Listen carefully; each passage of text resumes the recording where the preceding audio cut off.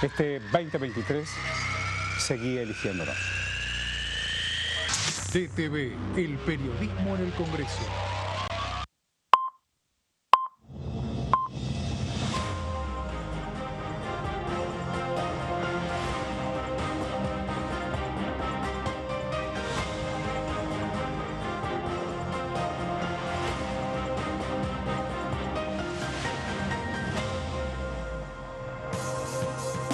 Claro. Hola, ¿cómo va? Buen día, buena mañana. Aquí estamos, en el día después. En el día después de qué, y depende de lo que hayas imaginado en el día de ayer. Nosotros desde este espacio, que es un espacio de parlamentario, entonces, aquí estamos. Hola, Vulcano, ¿cómo le va? Buen día. ¿Qué tal? ¿Cómo estás, Horacio? Buena mañana. Yo decía, igualmente, el día después del después, ¿qué pasó después de ayer? Porque en realidad, más allá de la gente que jura, que entra, que sale, este es un canal parlamentario, es un canal donde miramos a veces lo que otros nos ven y somos testigos, tenemos la oportunidad de ser testigos. Más allá de la foto de los dos candidatos, porque ayer en realidad se consagró, se proclamó aquellos que la Cámara Federal, o la Cámara Electoral, no la Cámara Federal, la Cámara Electoral dijo, bueno, van a ser las fórmulas que van a competir en el balotaje. En realidad es eso. claro. Es un ordenamiento constitucional, nada más. Pero hay fotos, ¿no? Hay fotos. Sí, ayer la Asamblea Legislativa, Horacio, estuvo claramente atravesada por la campaña electoral con esto que vos mencionás, que tiene que ver con que estaban los dos candidatos a presidente, Sergio Massa y Javier Milei.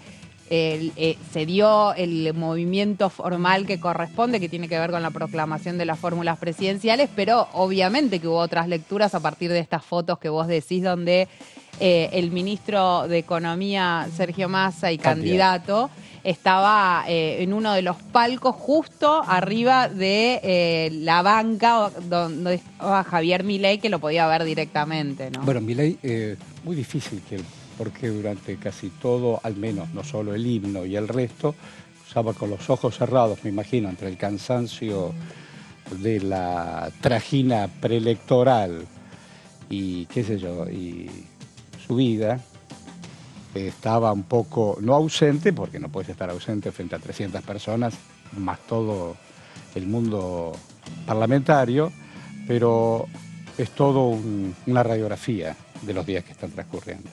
Sí, Milei suele ausentarse bastante en los debates, está un ratito en el recinto y después suele irse en general, no está siguiendo mucho las sesiones, pero bueno, en este caso obviamente que las miradas estaban muchísimo más posadas en él porque es uno de los candidatos que va a participar del balotaje, y en Sergio Massa, que también se lo notaba cansado, ¿no? Bueno, mira, eso fue entre las dos. Hola, Carito Ramos, buen día.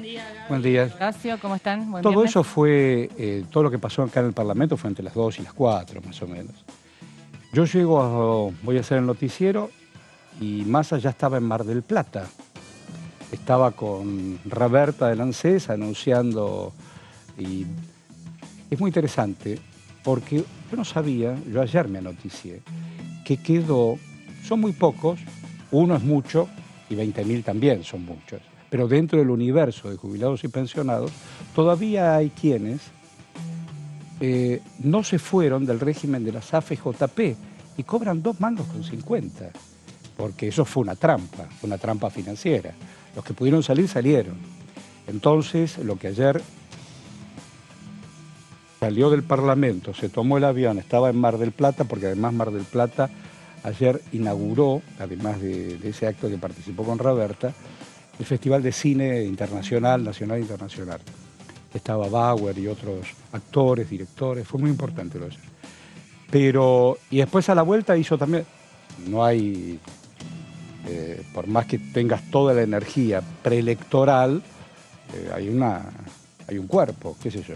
Sí, además Massa es un hombre joven, pero ida, vuelta, Sí. ida, vuelta, y además en cada espacio bajás en consecuencia. Sí, y está cumpliendo con su rol de ministro de ministro. Economía, ¿no? Que eso... Además venimos de todo el fin de semana del lío petrolero, después la advertencia del martes, y el martes curiosamente apareció la nafta con un toquecito, todo es un montón, para nuestros bolsillos todo es un montón, pero una corrección también de tarifa. Es decir, esto que decís, en este doble comando entre el ministerio y la campaña, que es el día más. ¿Cuándo es el debate? ¿La semana que viene? ¿El domingo que 12 viene? de El 12, noviembre, sí. exacto, una semana antes. Sin papel.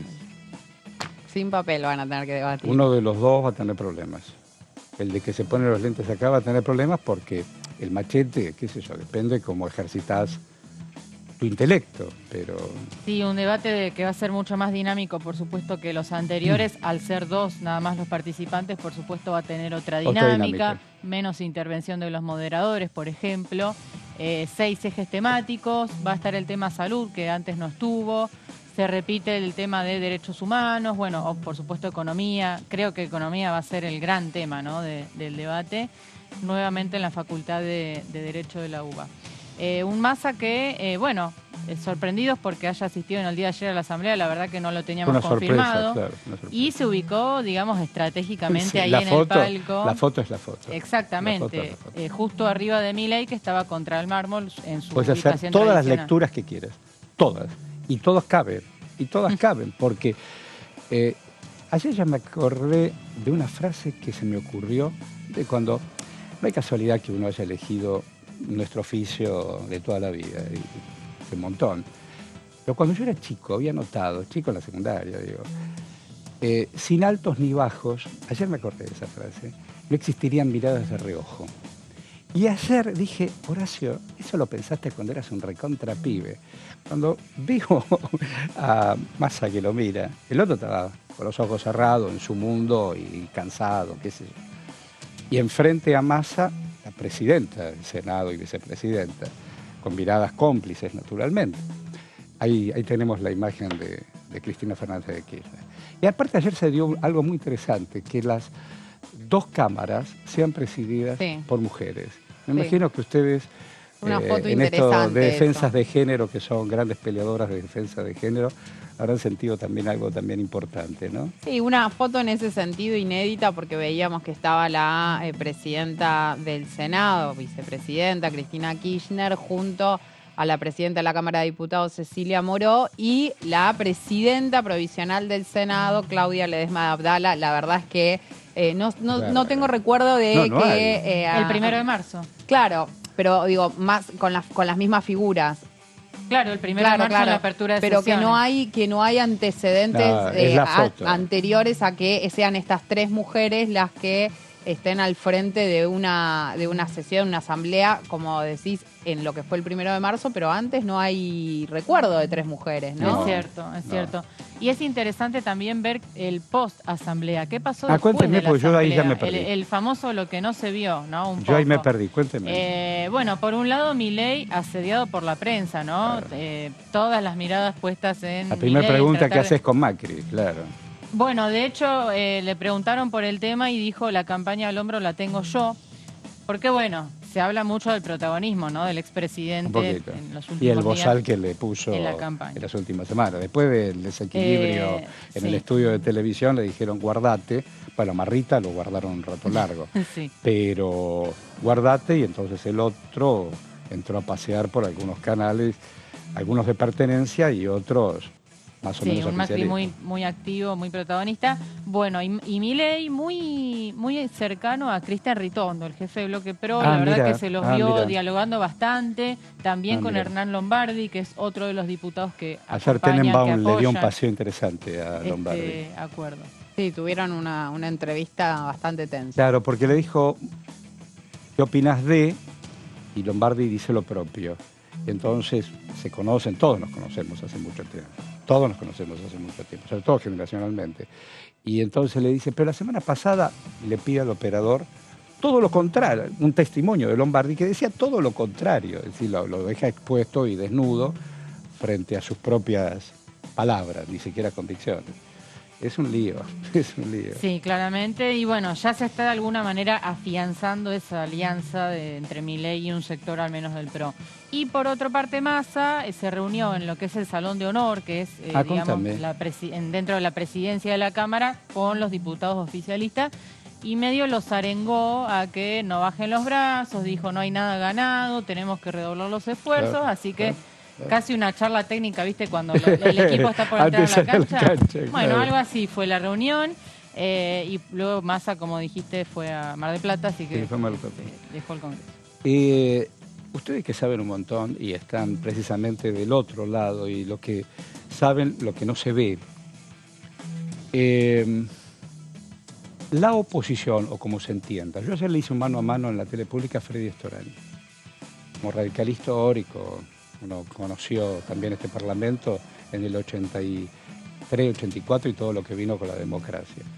Esos muchachos, que ahora son hombres grandes, después de haber transitado incluso diferentes funciones, diferentes derrotas también del radicalismo, porque el 89 fue una historia, el 2001 fue otra, la alianza fue otra. Digo, hay quienes están y quienes se bajaron. ¿Quiénes responden a quién? Este es el tema. ¿Quién es el líder? Yo digo, ayer le preguntaba a Freddy, ¿quién es el líder de los radicales? ¿Morales, vos, Leopoldo o nadie?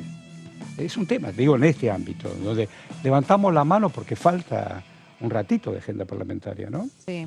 Acá en la Cámara de Diputados, una de las referencias del radicalismo es Mario Negri, que va a dejar su banca a partir del 10 de diciembre. En el Senado pasa algo similar con Luis Naidenov, que también es uno de los grandes referentes de la Unión Cívica Radical.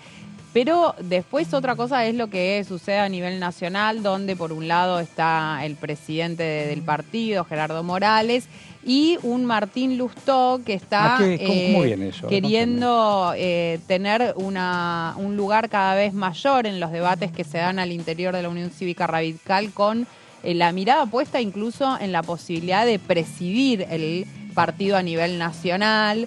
De ahí que también se haya mostrado tan junto a Morales en lo que fueron las críticas a Mauricio Macri por esta reunión secreta que se dio la semana pasada con Javier Milei y Patricia Bullrich. Jacobiti también es de ellos, y ¿no? Jacobiti, sí, es otro de los radicales que también está levantando el perfil en ese sentido.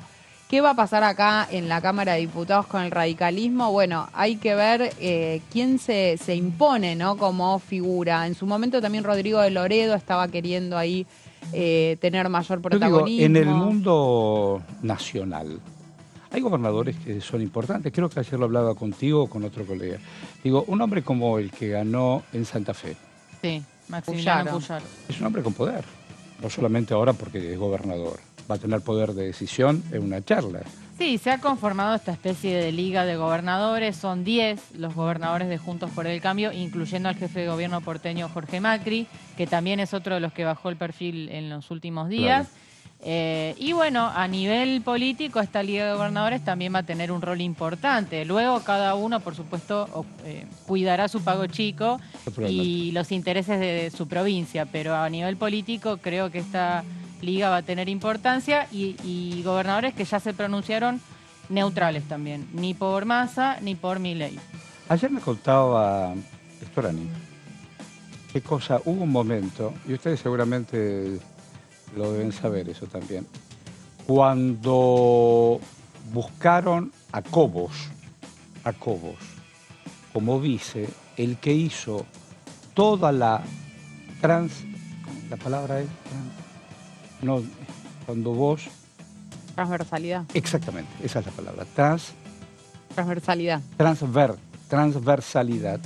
Fue Cornejo.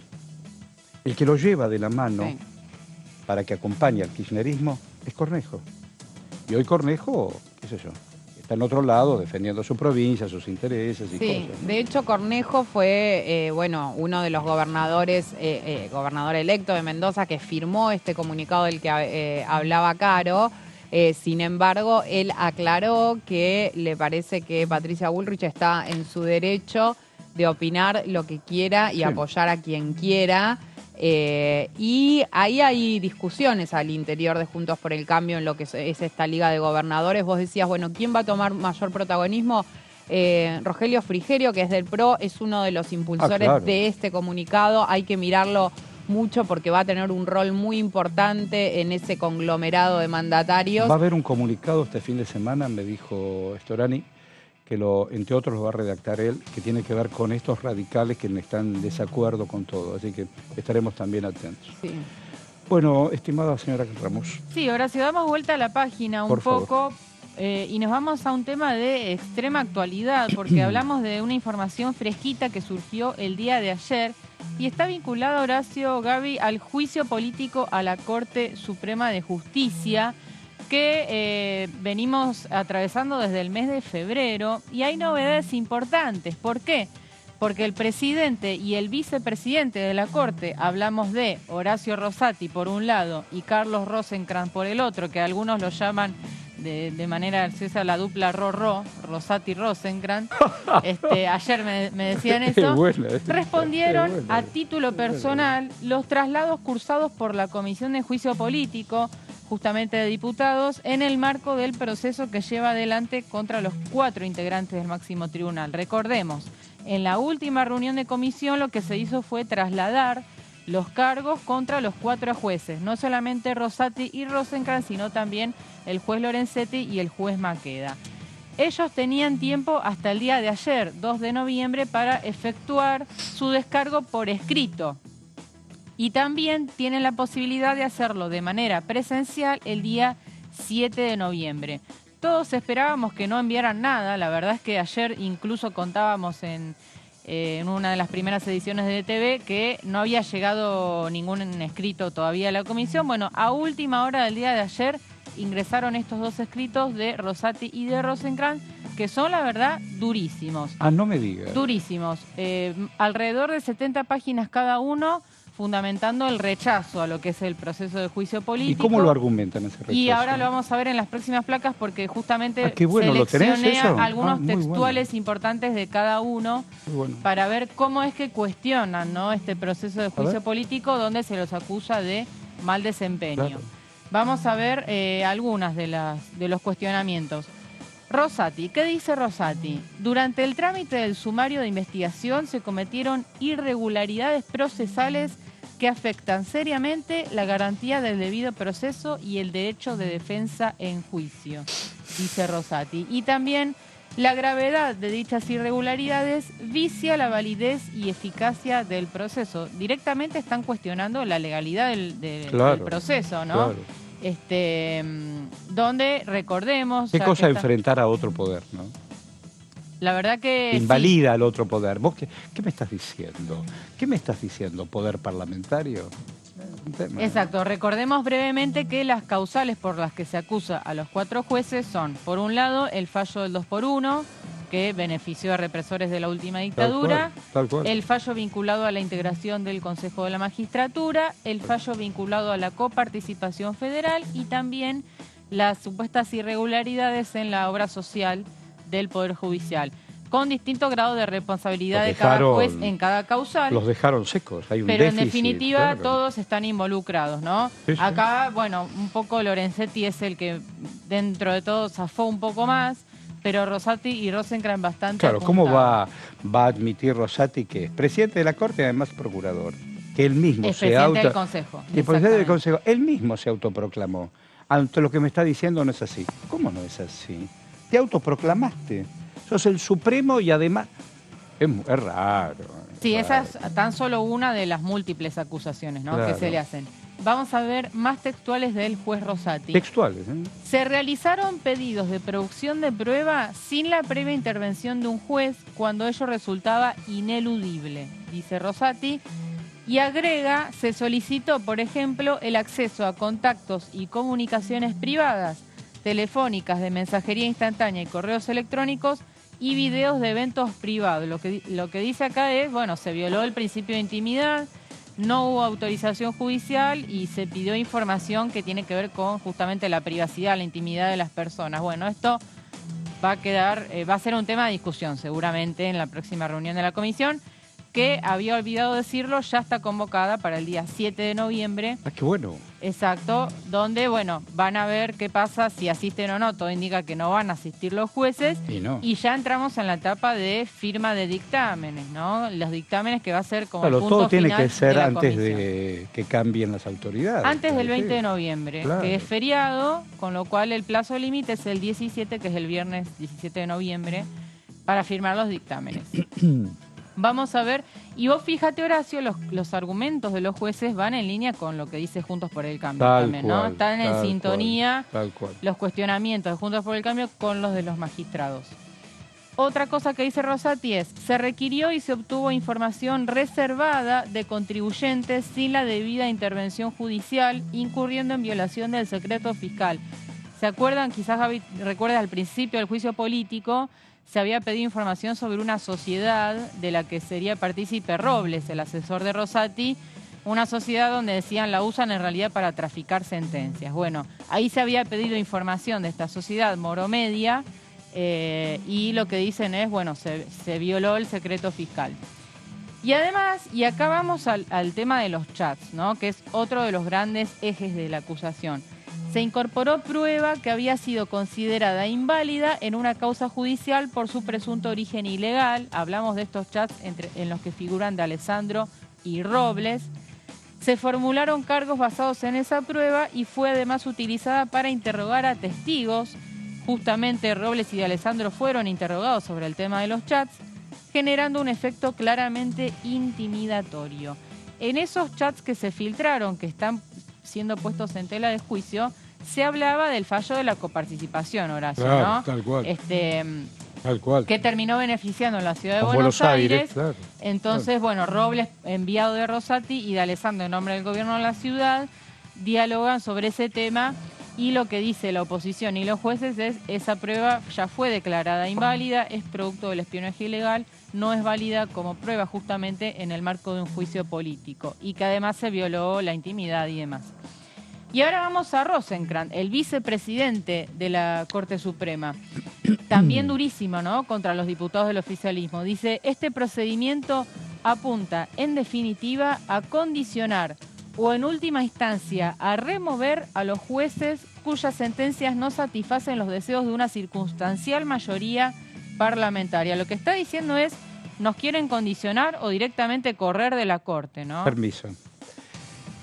Durante el juicio, y ayúdenme a comprenderlo, se le recordó a Rosenkrantz que su estudio se benefició luego, cuando él tenía un lío con el Estado.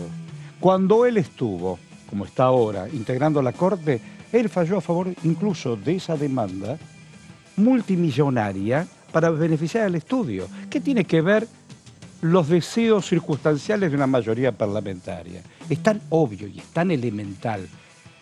Él es un cortesano, pero es tan evidente eso. Y además está probado eso. Claro, porque en la última etapa, digamos, del juicio político apareció el tema de fallos donde Rosenkrantz interviene y que benefician a ex clientes suyos, ¿no? ¿De qué estamos hablando? Sí, que además sobre ese tema los diputados y diputadas de la Comisión de Juicio Político le consultaron a varios de los testigos que pasaron en las distintas audiencias por este tema puntual. Obviamente evitaron dar información sobre eso y en algunos momentos de manera muy esquiva, ¿no? Exacto. Bien, otra de las cosas que dice Rosenkrantz es, las denuncias por mal desempeño efectuadas en mi contra y los cargos provisorios que me formula la comisión se sustentan en su mayoría en hechos vinculados con la tramitación de ciertas causas judiciales que son tergiversados por una interpretación caprichosa y arbitraria, dice Rosenkrantz. Tenemos más textuales, 2 últimas placas. Es un notón esto que estás contando, ¿eh? Es un notón, no está en ningún lado, es un notón. La verdad que fue anoche, Horacio, ya te digo, a última hora de anoche los diputados de hecho se estaban enterando y estaban empezando a leer un poco los documentos para ver cómo responder, ¿no?, en la próxima reunión. Sí, claro. La única explicación plausible de la existencia de este juicio político es la disconformidad con algunas sentencias adoptadas por el tribunal que integro o con mis votos en solitario. Acá el tema en discusión es lo que sostienen, ¿no? No se puede acusar a un juez por el contenido de su sentencia. Pero bueno, lo que dicen el oficialismo es, si no lo vas a juzgar por el contenido de la sentencia, ¿cómo lo juzgas si un juez se expresa a través de sus sentencias? Bueno, una discusión que es como la gallina y el huevo. Y el huevo, exactamente. Perdón, Caro, igual yo ahí agregaría algo que cuando vos hablas con algunos diputados y diputadas del oficialismo te dicen, más allá de las sentencias, porque ese es el argumento que ya sabían que iban a utilizar los jueces para defenderse, lo que se está cuestionando es cómo se llega a esas sentencias.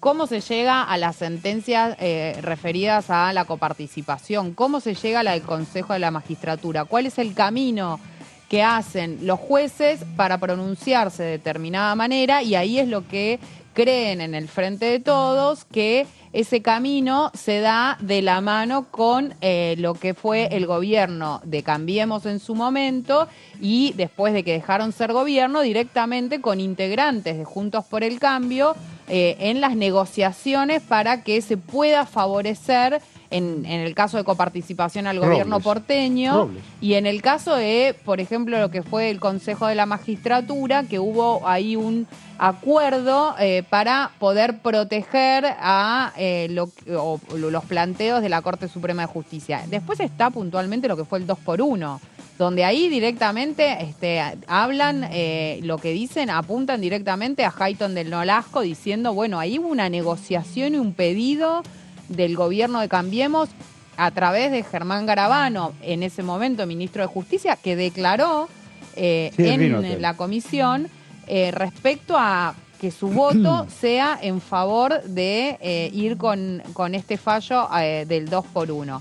Entonces me parece que más allá de lo que tiene que ver con los fallos en particular, se apunta a ver cómo fue ese proceso para llegar a fallar de determinada manera. Sí, exactamente. Muy claro. Exactamente. En el caso del 2x1, justamente lo que se advierte es, este tema estuvo retenido durante años en la vocalía de Rosenkrantz, puntualmente, del juez del que estamos hablando. Claro, ¿cómo no te lo van a retener? Y sale justo cuando Hayton se pronuncia a favor del 2x1 y después cambian la doctrina para que los jueces tengan que jubilarse a los 75 años. Bueno, y así con cada tema, ¿no? Ni hablar del tema obra social, donde tiene un capítulo aparte, porque se creó también una subcomisión para analizar el rol de todos los jueces y puntualmente el de Maqueda se evaluó de manera separada porque él fue durante muchos años supervisor de la obra social y está siendo muy cuestionado por esos manejos. Bueno, ¿qué más dice Rosenkrantz? Se pretende, me había quedado el párrafo anterior, de la placa anterior. Me había quedado uno pendiente, si no después volvemos, no hay problema. Dice, ni las denuncias formuladas ni los cargos provisorios me imputan la comisión de delito alguno, ni tampoco explican con un mínimo de rigor técnico de qué modo las sentencias a las que se refieren traducirían ineptitud moral o intelectual para desempeñar el cargo de juez de la Corte Suprema.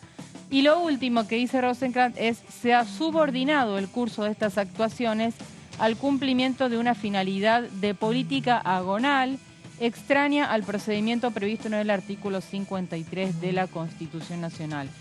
Reiteramos entonces, descargo de los jueces Rosenkrantz y Rosati, 7 de noviembre, próxima reunión de la Comisión de Juicio Político, van a evaluar los diputados todos estos dos documentos y en consecuencia van a definir si dictaminan por la acusación, que todo indica que así será, y luego quedarán los dictámenes firmados. Ahí me sugiere la niña Cintia que compartamos un testimonio a propósito de lo que acabas de contar. El diputado Juan Manuel Pedrini, bueno, este hombre no estaba enterado de lo que acaba de saber la señora Ramos, pero lo vamos a escuchar. Tengo información extraoficial de que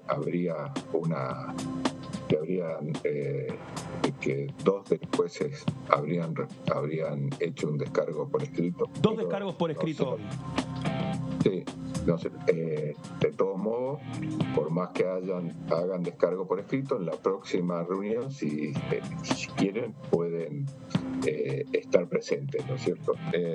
Acusar recibos ya acusaron cuando se notificaron de las mismas, ahora es el momento en que tienen para producir su descargo si lo crean que es conveniente. Lo pueden hacer en forma presencial. Y yo tengo la información extraoficial de que 2 habrían respondido hoy.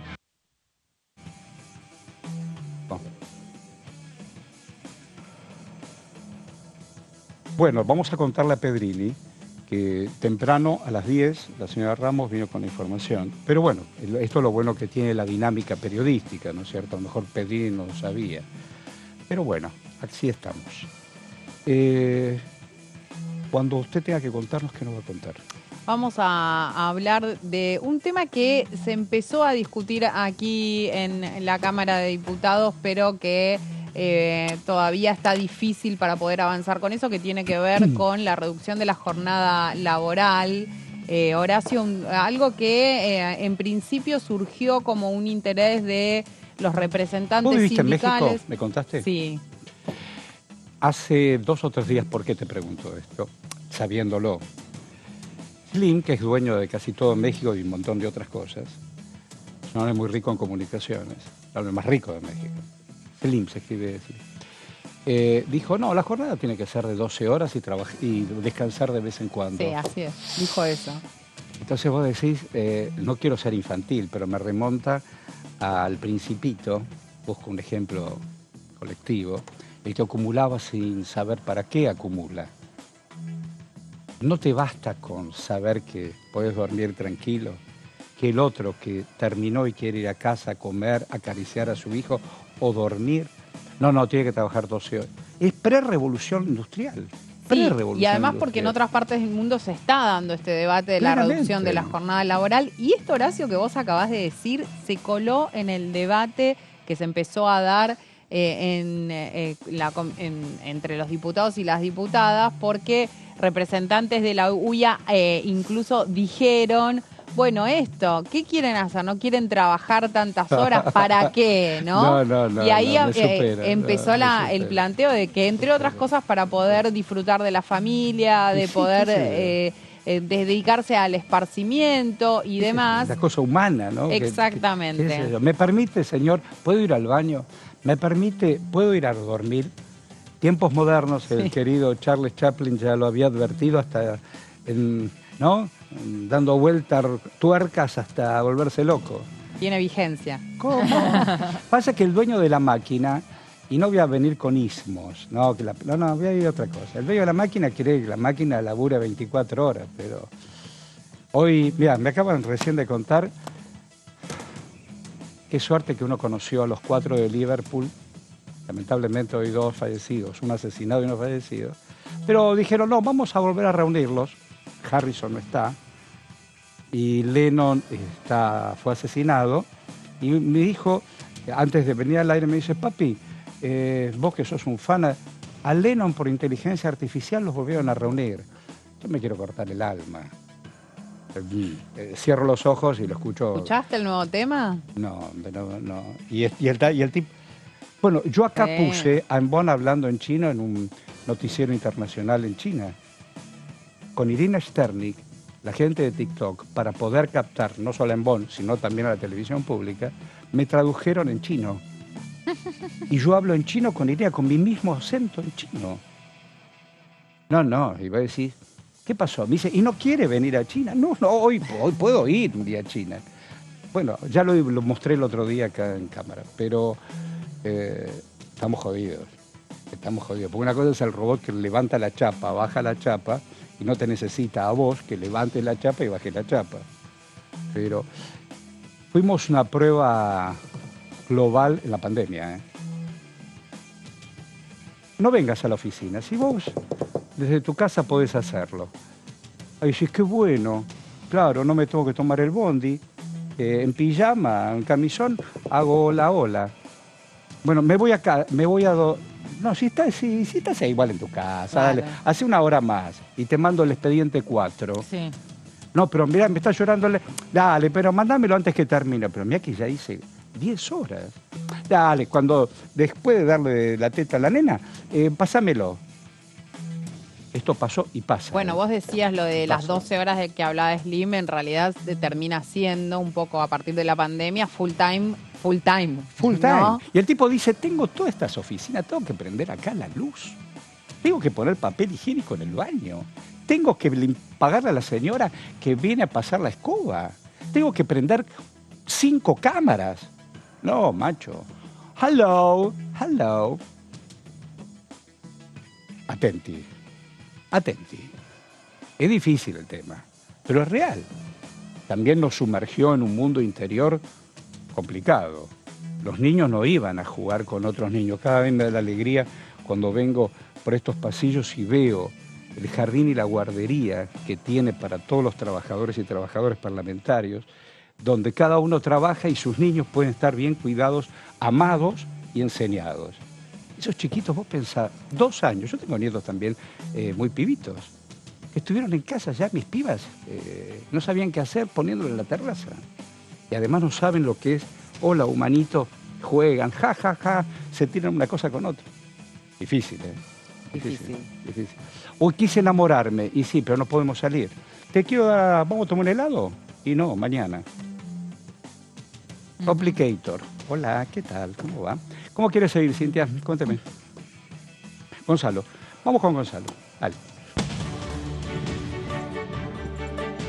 Hola Horacio, ¿Qué muy haces, buen pibe? día ¿Cómo te para va? vos, Buen para día. los compañeros, compañeras allí en el piso. Bien, todo muy bien, todo tranquilo aquí en el recinto de la Honorable Cámara, donde ayer hemos tenido una jornada muy importante e histórica, podríamos decir también, lógicamente, porque aquí, además de lo que fue la aceptación por parte de del cuerpo legislativo de la Cámara Baja de las renuncias de diputados como Poggi, Chala y Leito, también han jurado las nuevas autoridades, es decir, los nuevos legisladores que van a entrar en sus reemplazos.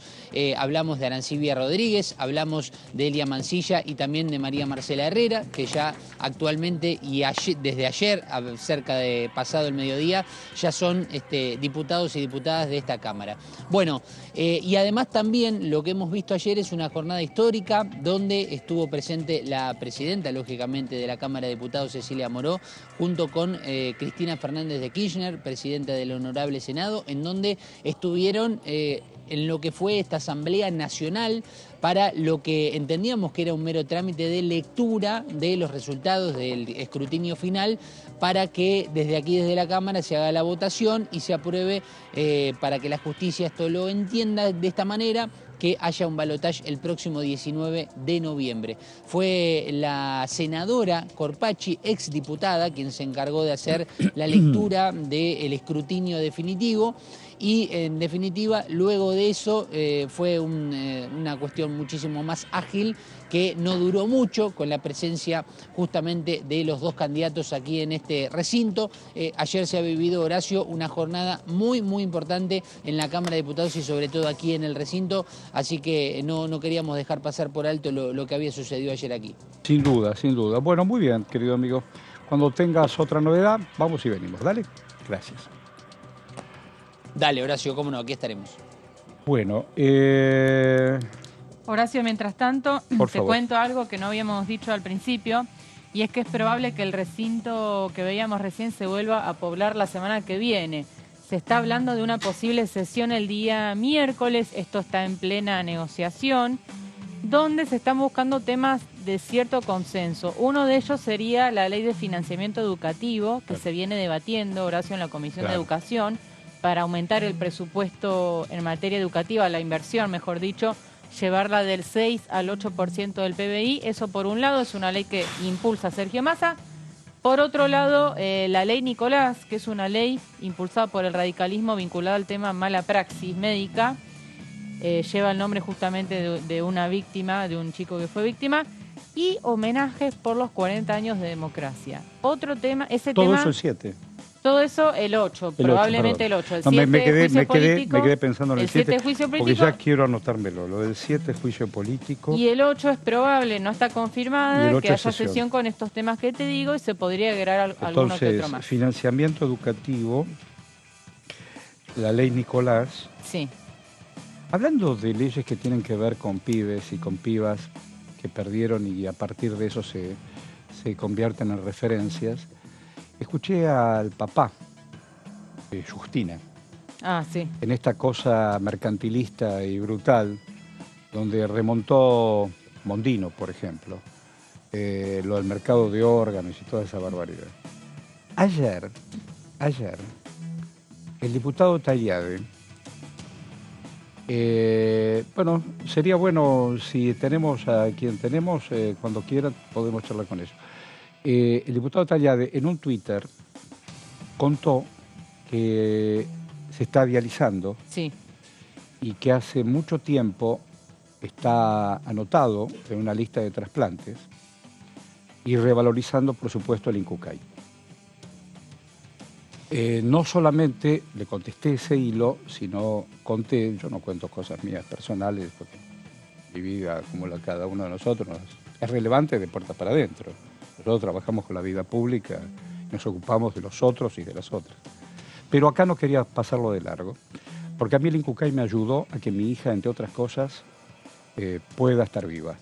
Me ayudó en un trasplante, etcétera, etcétera. Y solo el trabajo del Incucay, transparente, del Estado buscando en el mundo, ese mundo respondió a través de un donante, y todo fue maravilloso, y maravilloso, milagrosamente también, con la ciencia y la fe, la posibilidad de que mi hija esté bien. Entonces yo, ciudadano, Horacio, padre y protagonista por traslación, yo no voy a permitir que alguien quiera comprar y vender. Ayer me contaban, y lo van a ver ustedes esta noche, un mano a mano que hice con el diputado Valdés, como en Santa Cruz de la Sierra, en Bolivia, hombres y mujeres muy pobres de nuestro país cruzaban porque compraban, había una clínica en Bolivia que compraba órganos y se hacían las operaciones en Bolivia, con todo lo que significa horriblemente el mercado de órganos. Entonces, alguien que aspira a integrar un gobierno, no, ¿de qué me estás hablando? ¿De qué me estás hablando? No hay nada más preciado que la vida, y que alguien quiera, mira, no me alcanza entonces para vivir, entonces te doy mi córnea. ¿De qué estamos hablando?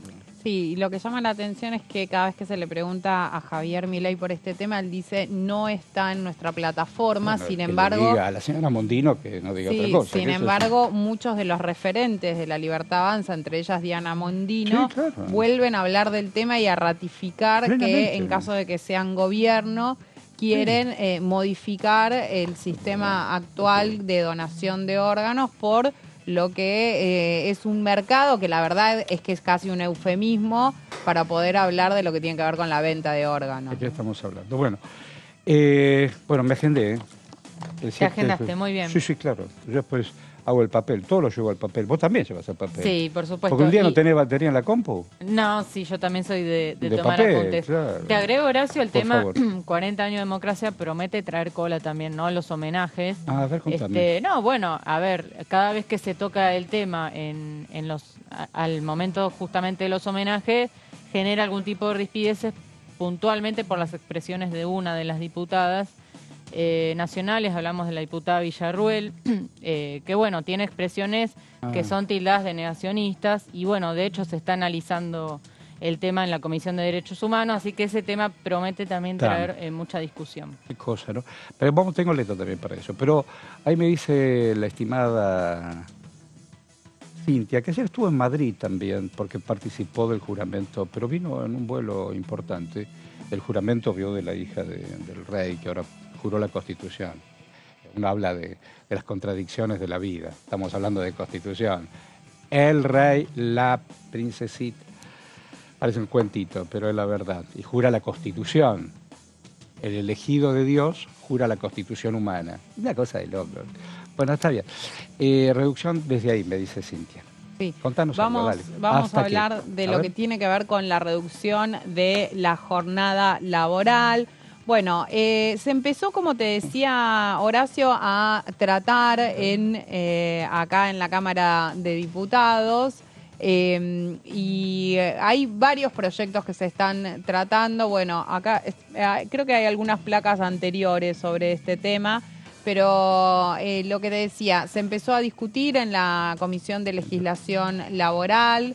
la comisión que preside Vanessa Siley, del Frente de Todos, y donde las iniciativas que se empezaron a discutir tienen algunas similitudes entre sí, básicamente porque hay interés en que se pueda llegar a alguna iniciativa de consenso.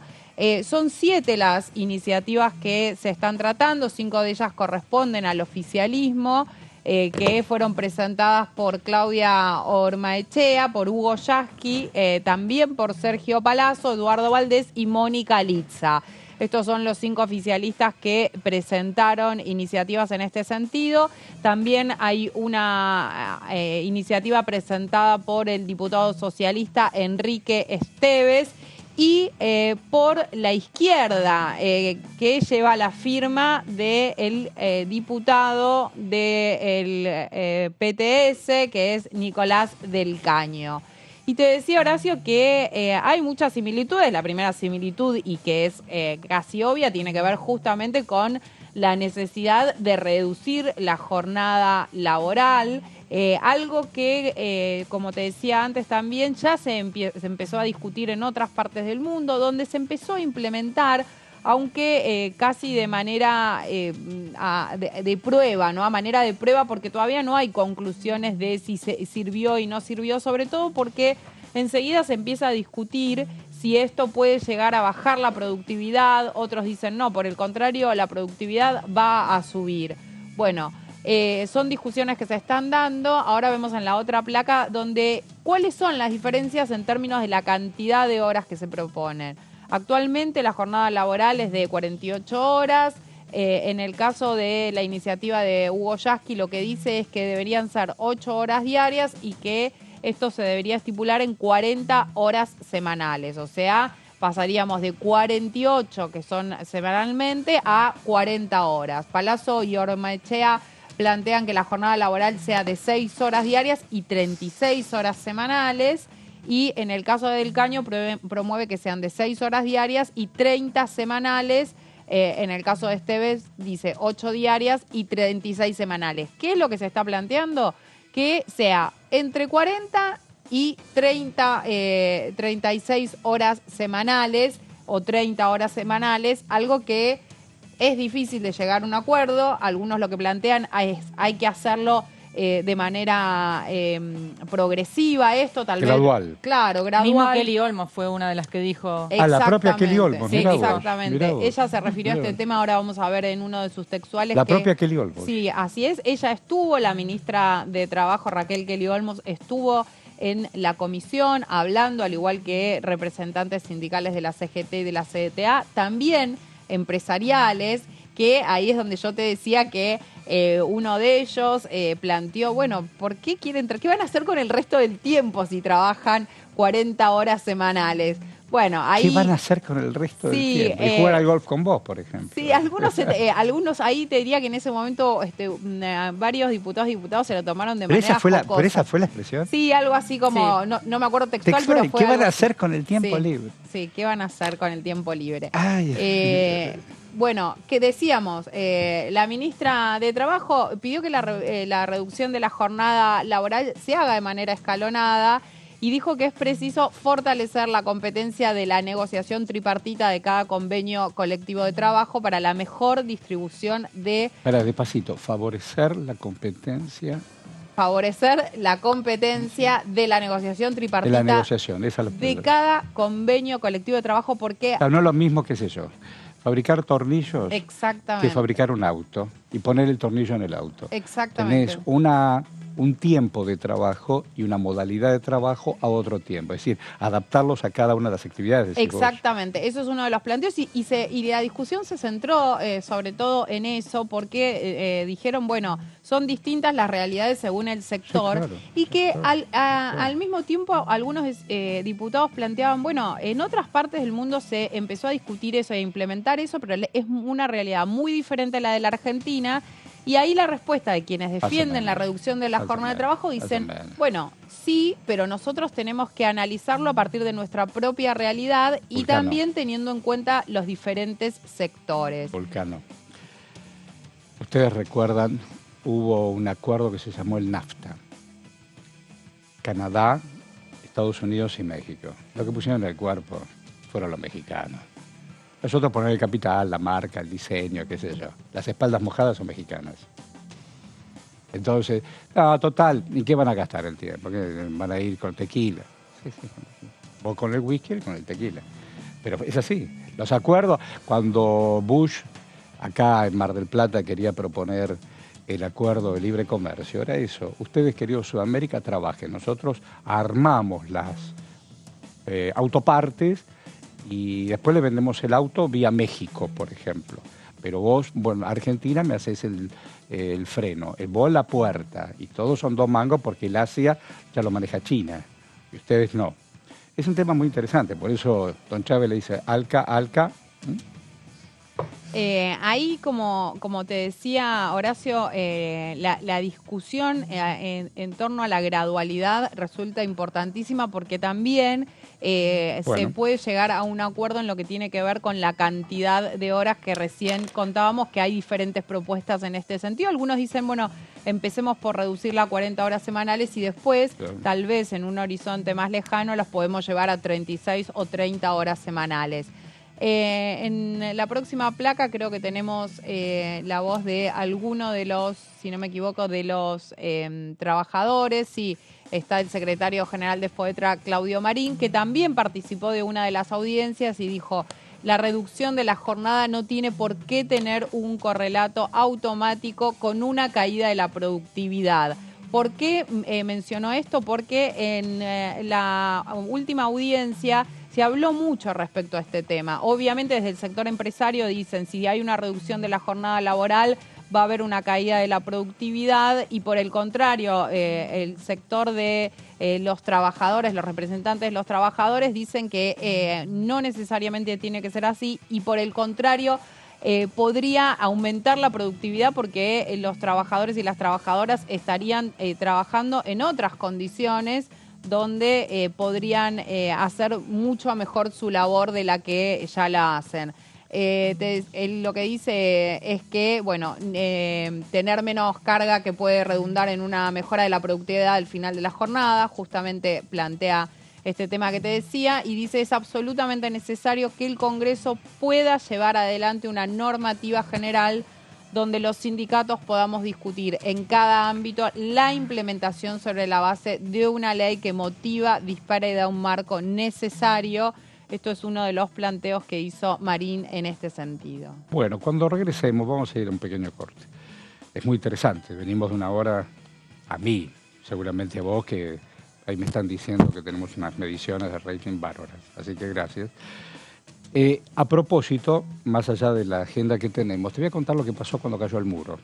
Y los alemanes de este lado se dieron cuenta que venían hermanos del otro lado y le tenían que compartir la máquina.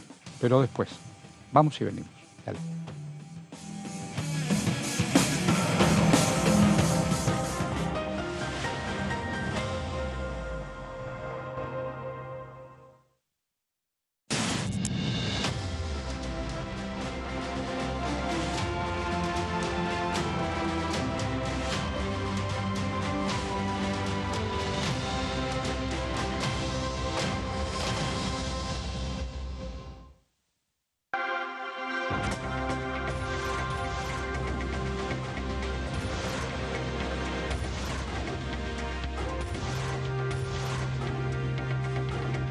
Ellos son tu voz en la primera edición.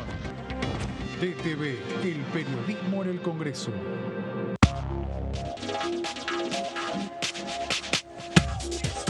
DTV es información, diálogo, análisis. DTV es federalismo, libertad de expresión, pluralidad de voces. DTV es todo lo que en democracia un país debe ser. DTV es tu voz en el Congreso. Este 2023, seguí eligiéndonos. DTV, el periodismo en el Congreso. Si somos dueñas y dueños de nuestros libros, somos protagonistas de un futuro mejor. Por eso, entregamos libros a millones de estudiantes. Además, otorgamos becas educativas para que las chicas y los chicos puedan terminar la escuela. realizamos obras en universidades, fortaleciendo el sistema universitario nacional. Y este año otorgamos y renovamos becas Manuel Belgrano en carreras estratégicas para el desarrollo productivo del país. Con más educación construimos un futuro mejor. La educación nuestra bandera. Ministerio de Educación. Argentina Presidencia.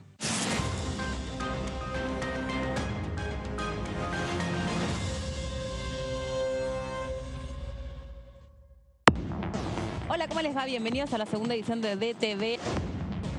Hubo un pedido de empezar a tratar el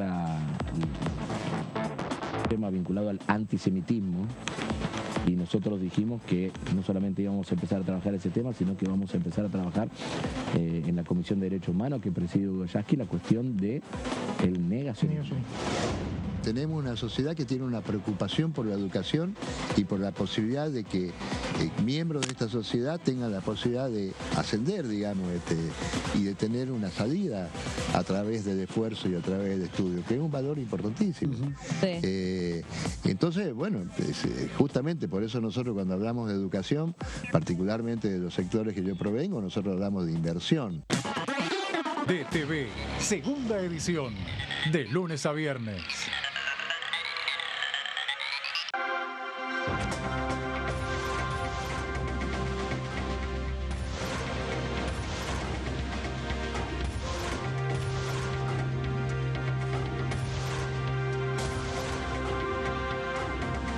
Ellos son tu voz en la segunda edición. DTV, el periodismo en el Congreso. Ay, dale, escuchame. Mirá lo que tengo para mostrarte. Así vas a estar en 10 años. ¿Cómo te ves? Mirá, me veo bastante fachero, ¿eh? Tranquilo y sobre todo jubilado. Ah, ¿te vas a jubilar? Sí, ya me estoy encargando de eso. Qué bueno. Bueno, dale, prendí. Si te faltan hasta 10 años para cumplir la edad para jubilarte y adeudás aportes, ahora los podés regularizar con el nuevo plan de pago de deuda previsional. Tu esfuerzo cuenta. ANSES, Argentina Presidencia.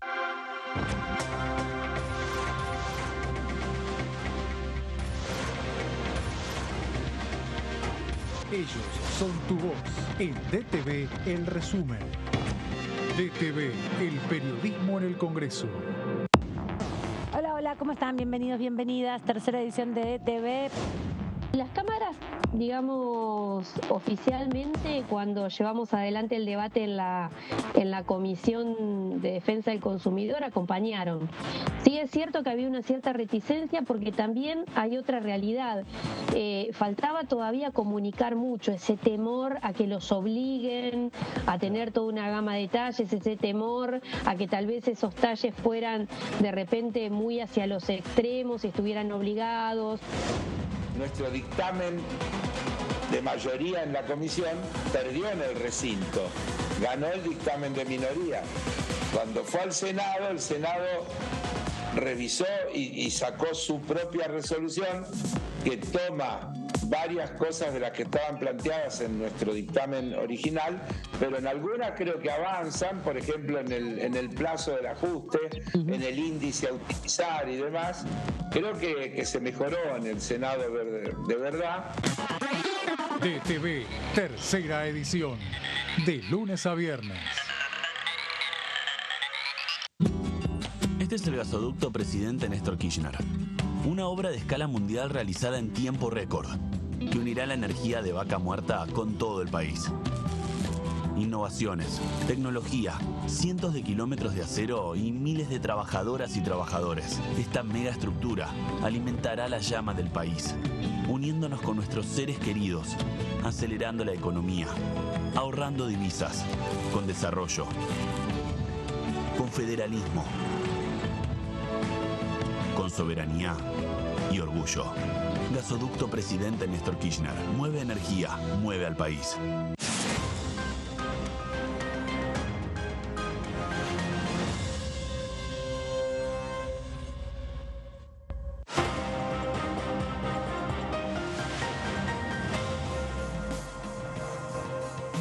Claro. Bueno. ¿Cómo está? ¿Qué? ¿Estamos en primavera? No. Sí. Pero está medio frescolari. No parece, ¿no? Ayer Sí, estaba la viendo, primavera. ayer tuve que presentar noticias vinculadas con la crecida de los ríos. Bueno, Iguazú vieron lo que fue. Sí, tremendo. Y están bajando por el río Uruguay y el río Paraná. El hombre sabe de ríos.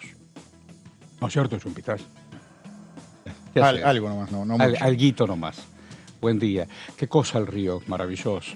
Uno que cree que tiene una fuerza. Bueno, ¿qué dice don Gabriel? ¿Por qué te llamas Gabriel vos? ¿Por papá, abuelo? Entiendo que por el ángel, dice mi mamá, pero no. No. No tengo nada de ángel, pero bueno. Bueno, no pero importa. la mamá quiso que tu vida... Gabriel Felipe, mi padre Felipe. Tu vida esté protegida por ese santo. No es un tema menor. Esperemos. ¿Sos un hombre de fe? Sí, soy católico. Si bien no soy tan practicante, digamos. Pero crees sí, que hay otras fuerzas que te trascienden. Claramente, y todos los años vamos con mi familia a Luján, a visitar a la Virgen de Luján. Y caminan. Porque hay una anécdota muy maravillosa. Mis padres cuando se casaron, iban de luna de miel. ¿Nombre de papá y nombre de mamá? Felipe y María Isabel. Y una familia muy humilde, y cuando se casaron, se iban de luna de miel. ¿Así? Y se rompe el micro en las cercanías ahí de Luján y se quedaron ahí. Pasaron su luna de miel en Luján. No te puedo creer. Entonces todos los años, a partir de allí... Todos los años. A agradecer a la Virgen. Exacto, y me encantó la vida ley. que nos dieron, porque crecimos mucho como familia y pudimos transitar la escalera de ascenso social y cultural. La verdad que muy felices por lo que Es decir, hicieron. esencialmente con trabajo. Sí, básicamente con eso. Y la posibilidad de trabajar no es una pavada la dignidad del trabajo, es un montón la dignidad del trabajo. ¿A qué edad empezaste a trabajar? ¿Estudiaste? A los Primaria, 14, sí, secundaria. a los 14 años empecé. ¿Qué hacías? Colaboraba con mi tío en unas peñas que hacía en mirá. el barrio. Mirá. Somos de zona oeste, barrio Belgrano. Y después muy Estamos jovencito. hablando de Rosario. En Rosario. Y después muy jovencito, a los 17, ya comencé con mi propio emprendimiento. O sea, a los 17 años tenía 55 empleados. ¿Qué fabricaba? No, trabajaba en seguridad, tenía empresa de seguridad. Mira. Y... ¿Pero vos hiciste la carrera militar o algo No, así? nada que ver. Nada, contrataste... Fue medio casual, sí. Y mi padre nada que ver, médico cirujano. ¿Y se te dio por ahí? Sí, y bueno... ¿Y por qué después- se te dio por ahí? Bueno, tenía algunos amigos que estaban en el rubro y comencé con eso.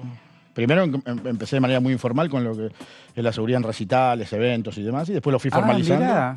¿Y alguna vez vos pusiste el cuerpo Sí, para sí, hacer...? claramente. Mirá. Sí, sí. Sí, estabas en la puerta. Sí, sí, Y claramente. cuidabas. Sí, por supuesto. Mirá. Y Seamos después justos. dijiste, ¿y si yo estoy acá y se contrato a otro? Y a otro, y a otro, y así fue. Y así fue, y llevo 30 ¿Viste? años. No sabía.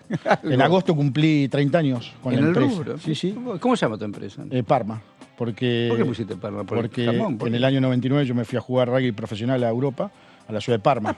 ¿Te das cuenta? La otra está. historia. Es la Entonces- otra historia. A mí siempre me gusta la otra historia, porque Claro. si no, ¿viste? ¿Dónde? Cuando regreso, que formalizo mi empresa... ¿Para qué camiseta jugaste? Para Parma, para el Club Parma de Italia. Claro. Ah, jugaste allá. Exacto. Pero mira la vida de este hombre. Cuando O sea, se podría titular de rugby era diputado, una cosa así. Sí. cumplí las 3 etapas, digamos, deportista, empresario y político. Bueno, y vamos a hablar de la política, Bien. que de eso se ocupa este espacio. ¿Y por dónde arrancaste la política? Bueno, me especializaba en seguridad. No, pero ideológicamente, ¿qué te interesaba de la política? Si la política es un articulador para que todos estemos mejor. Bueno, justamente tiene que ver con lo que hablamos anteriormente. En el año 2004 llevo un grupo de 30 custodias a Cancha de Boca. Habría que tema. Estoy recién recibiendo una información que no se sabe si se va a jugar el partido a puerta cerrada. Están resolviendo ahora. No, te decía que en el año 2004 llevo un grupo de 30 custodios a Cancha de Boca acompañando al Sporting Cristal de Lima, de Perú. ¿Sí? Jugaba Copa Libertadores por cuarto de final con Boca Juniors. El presidente era Mauricio Macri, allí lo conozco. En mi caso, nosotros custodiábamos a Noriega Ventín, que era el presidente de Del otro Sporting lado. Cristal. Bueno, y allí en el palco lo conocí a Mauricio. Después, bueno, leo su libro, Pasión y Gestión, en donde ahí, perdón, él manifestaba... Toma agua, toma. donde Mauricio manifestaba que al club no se venía a robar y que iba a reformar los estatutos para que los dirigentes puedan responder con ¿Y eso su te gustó? patrimonio. Y eso la verdad que me llamó mucho la atención. Luego en el 2015, muchos años después... 2004 al 2015. Del 2004 al 2015, nada, te quedaste con el libro y con ese encuentro. Participaba en política gremial empresaria. en cámaras empresarias. Mira. Tuve 12 años participando allí, Federación Gremial de Comercio e Industria, trabajando, sí, una política totalmente distinta a la partidaria, pero en el 2015 me convocan para encabezar la lista de concejales de mi ciudad, por el PRO. Y allí cumplí mi etapa. Ahí, así fue. Exacto. En el 2015 me involucro y cumplo mi etapa de concejal, después diputado provincial y ahora... Así es tu historia, mirá vos. Decime, y de pronto aparece Milei. Y Milei hace la propia, tiene su proyecto, sus cosas, sus idearios.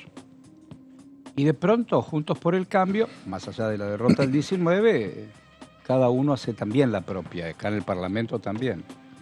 Parecía que Milei iba solo y después hubo una PASO, después hubo una elección, a Patricia no le fue tan bien y de pronto aparece Macri. ¿Qué lectura haces de eso? Bueno, la primera lectura que hago es algo que justo aprendí en el deporte, en el rugby. A nosotros nos enseñaron que el equipo está por encima de todas las individualidades. Y justamente en nuestra coalición, en Juntos por el Cambio, no fue así. Las individualidades estuvieron por encima del equipo. Nosotros tuvimos 10 candidatos a presidente. Tuvimos a Mauricio Macri, a María Eugenia Vidal, a Larreta, a Horacio Rodríguez Larreta, a Patricia Bullrich, Manes, Cornejo, Lustó, Lilita Carrió, Pichetto. 10 candidatos a presidente. Morales. Morales, ahí está. 10 candidatos a presidente. Claro, 4 de la UCR, 4 del PRO. Lilita y Pichetto. No es mucho, en esa discusión, es un montón. En esa discusión no supimos comprender lo que exigía el electorado, o por lo menos nuestro electorado. Pretendía una coalición que esté unificada, con un discurso, con un pensamiento ideológico, con un proyecto programático de país. Y en ese sentido fuimos perdiendo mucho terreno. ¿Quién hubiera imaginado que Juntos por el Cambio no hubiera estado en el balotaje hace 2 años atrás? Cuando los dirigentes de Juntos por el Cambio, sea cual sea, peleaban en la calle por el tema de la pandemia, cuando discutíamos el tema de las vacunas, cuando discutíamos la liberación de presos, cuando discutíamos muchísimas cuestiones, todo hacía entender que Juntos por el Cambio tomaba el pensamiento de una inmensa mayoría de la Argentina que quería un cambio, y no fue así, en definitiva. Porque el oficialismo... digo para el electorado.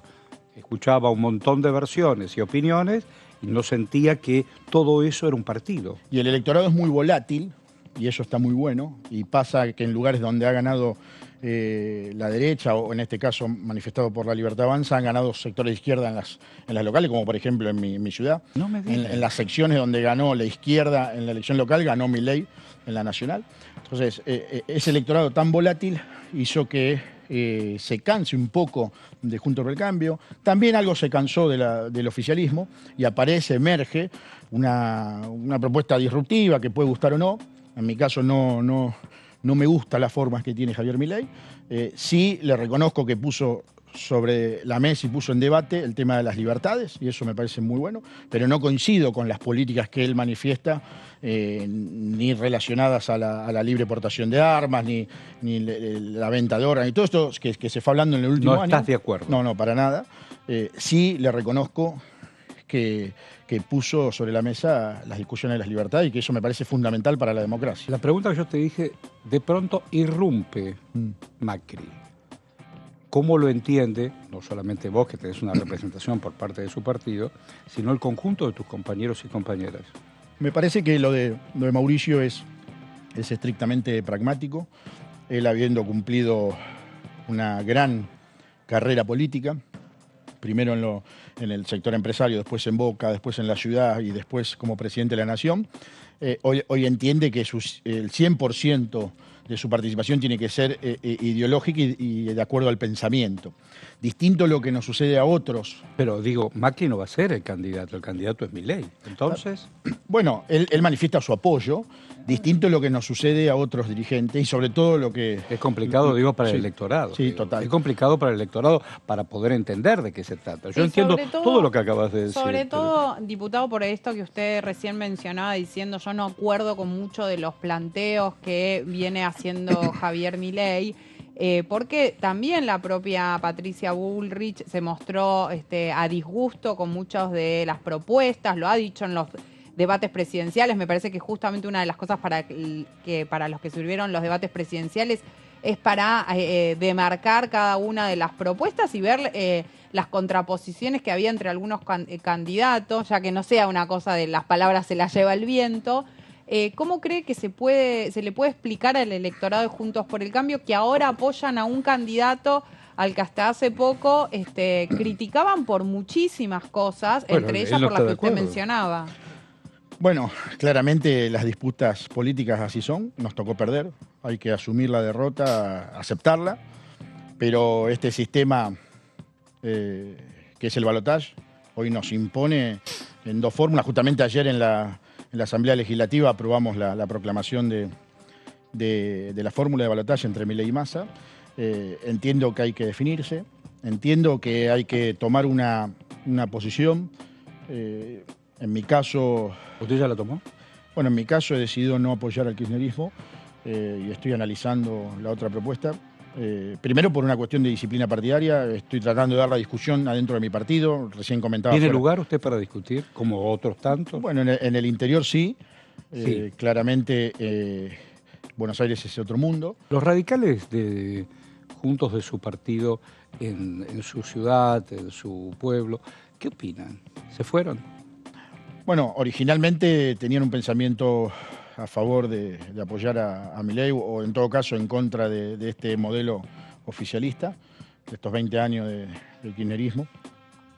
Después, por una cuestión de responsabilidad, por una cuestión de futuro que tiene que ver con la gobernabilidad que tiene que llevar adelante un gobernador o un intendente, tal cual. Trataron de no opinar sobre el tema y más teniendo presente que muchos de su partido no opinaban cercano a... ¿Cómo se llama el elegido, el nuevo, el radical? Emiliano Puyaro. ¿Usted tiene algo que ver con Puyaro? Sí, por supuesto. Nosotros hicimos... ¿Lo acompaña, digo? Sí. Nosotros con Maxi Puyaro fuimos los primeros que hicimos la alianza en el año 2021. Mirá que compartimos la fórmula, él encabezó senadores y yo encabecé diputados. Perdimos en ese momento con Carolina Lozada por 0.7. Continuamos recorriendo la provincia y luego se anexaron 14 partidos políticos. Ah, ¿tenés buena relación? Sí, excelente, muy amigo. Diputado, ¿y no cabe la neutralidad o llamar a votar en blanco como una de las posturas? Porque pareciera que las posturas son o se apoya a Massa o se apoya a Milei. ¿No hay una tercera postura que sería la que tomó, por ejemplo, la coalición cívica que dijo nosotros no apoyamos a ninguno de los dos candidatos? Pero le dio libertad a cada uno Sí. que haga lo que quiere. En mi caso creo que no hay que subestimar al electorado. Nadie esperaba que en las PASO gane Milei. Nadie esperaba que Massa gane en las generales. Y nadie sabe lo que va a pasar ahora en el balotaje. Decime, ¿en lo parlamentario en qué andás vos? Contanos. Bueno, en lo parlamentario trabajo básicamente en dos materias muy importantes. Una es la seguridad, por eso participo en la Comisión de Seguridad Interior, y la otra es energía. Participo en la Comisión de Energía, es una materia estratégica. Estoy estudiando mucho sobre energía, me parece que es la clave del futuro de la Argentina. La transformación de la matriz energética, esa transición que necesitamos hacia las energías renovables. Hemos discutido el proyecto de gas natural licuado. Massa, en ese sentido, abre el juego y no solamente está sosteniéndolo, pero estamos escuchando que se inicia una nueva etapa y está abriendo el diálogo para un gobierno multipartidario, un gobierno de unidad. ¿Te gustaría sumarte a eso? No, todo tiene contrastes. Yo la verdad que primero reconozco que Massa es una persona de diálogo y que pone mucho foco en las energías, sobre todo en las energías renovables, en algo estratégico de la Argentina. Claro. Me parece que es el desafío que viene, empezar a discutir políticas de futuro. Lamentablemente la coyuntura nos lleva a discutir si es Massa o Milei, pero es pasto a pollo como en el avión, cuando viajás, es pasto a pollo y siempre digo el chiste, el avión está con los dos motores incendiados, está viniendo a pique, la gente no llega a fin de mes, culpa o responsabilidad de todo el arco político. No estoy responsabilizando a este gobierno, estoy diciendo que nosotros como políticos no supimos mejorar las condiciones de los pero argentinos. vos tenés expectativas. Bueno, mi expectativa claramente, primero cumplir mi mandato hasta diciembre del 2025 en el Congreso Nacional. Está bien. Colaborar con el gobierno de la provincia de Santa Fe, con Maxi Puyaro, básicamente en este nuevo desafío que nos planteamos, que es trabajar en una nueva identidad de nuestra provincia, la provincia de Santa Fe. Siempre digo que he visto legisladores tucumanos, o mejor dicho, no he visto a legisladores tucumanos votar en contra de la industria de la caña de azúcar o legisladores mendocinos en contra de la industria vitivinícola. Sin embargo, he visto diputados y senadores santafesinos votar en contra del biocombustible, que es una de nuestras herramientas fundamentales de la economía santafesina. En el tema de seguridad, vos ya te expresaste que estás en contra donde Milei dice la libre portación. Sí, sería interesante preguntar, porque parece que hay que explicar lo obvio, pero ya que es experto en seguridad, ¿por qué hay que rechazar este tipo de iniciativas? El libre portación, vos estás en contra de eso. Sí. Y ese hombre está todo lo... Hace la semana pasada un tipo en los Estados Unidos se bajó 22. 22. Exactamente, estoy en contra de la libre portación de armas. Entiendo que la utilización, primero las armas son una herramienta de trabajo de defensa y seguridad que tienen que usar las fuerzas, tanto de seguridad como las Fuerzas Armadas. Claro. Gente especializada, entrenada, profesional para tal función. Y el Estado tiene la obligación de brindarle la seguridad a los ciudadanos a través de esas instituciones. El mando político, o sea, la gobernanza, por encima de las instituciones de seguridad y policiales, para brindar la seguridad, obviamente, trabajando en conjunto con los otros ejes marginales que tienen que ver con la seguridad. Me refiero a la penitenciaría y a la justicia. Sí. En ese trabajo conjunto es que le tenemos que brindar seguridad a la ciudadanía. Y brindarle seguridad a la ciudadanía implica que no tenga que estar portando armas y trabajar en la defensa personal. Y vos trabajás y vivís en una ciudad muy complicada. Muy complicada. Eso no implica que desconozcamos el Código Penal, mira qué bueno las distintas herramientas, como la legítima defensa. Bueno, mira, voy a relacionar ambas cosas, con lo que estás diciendo. En Río, la policía que está actuando es policía militar.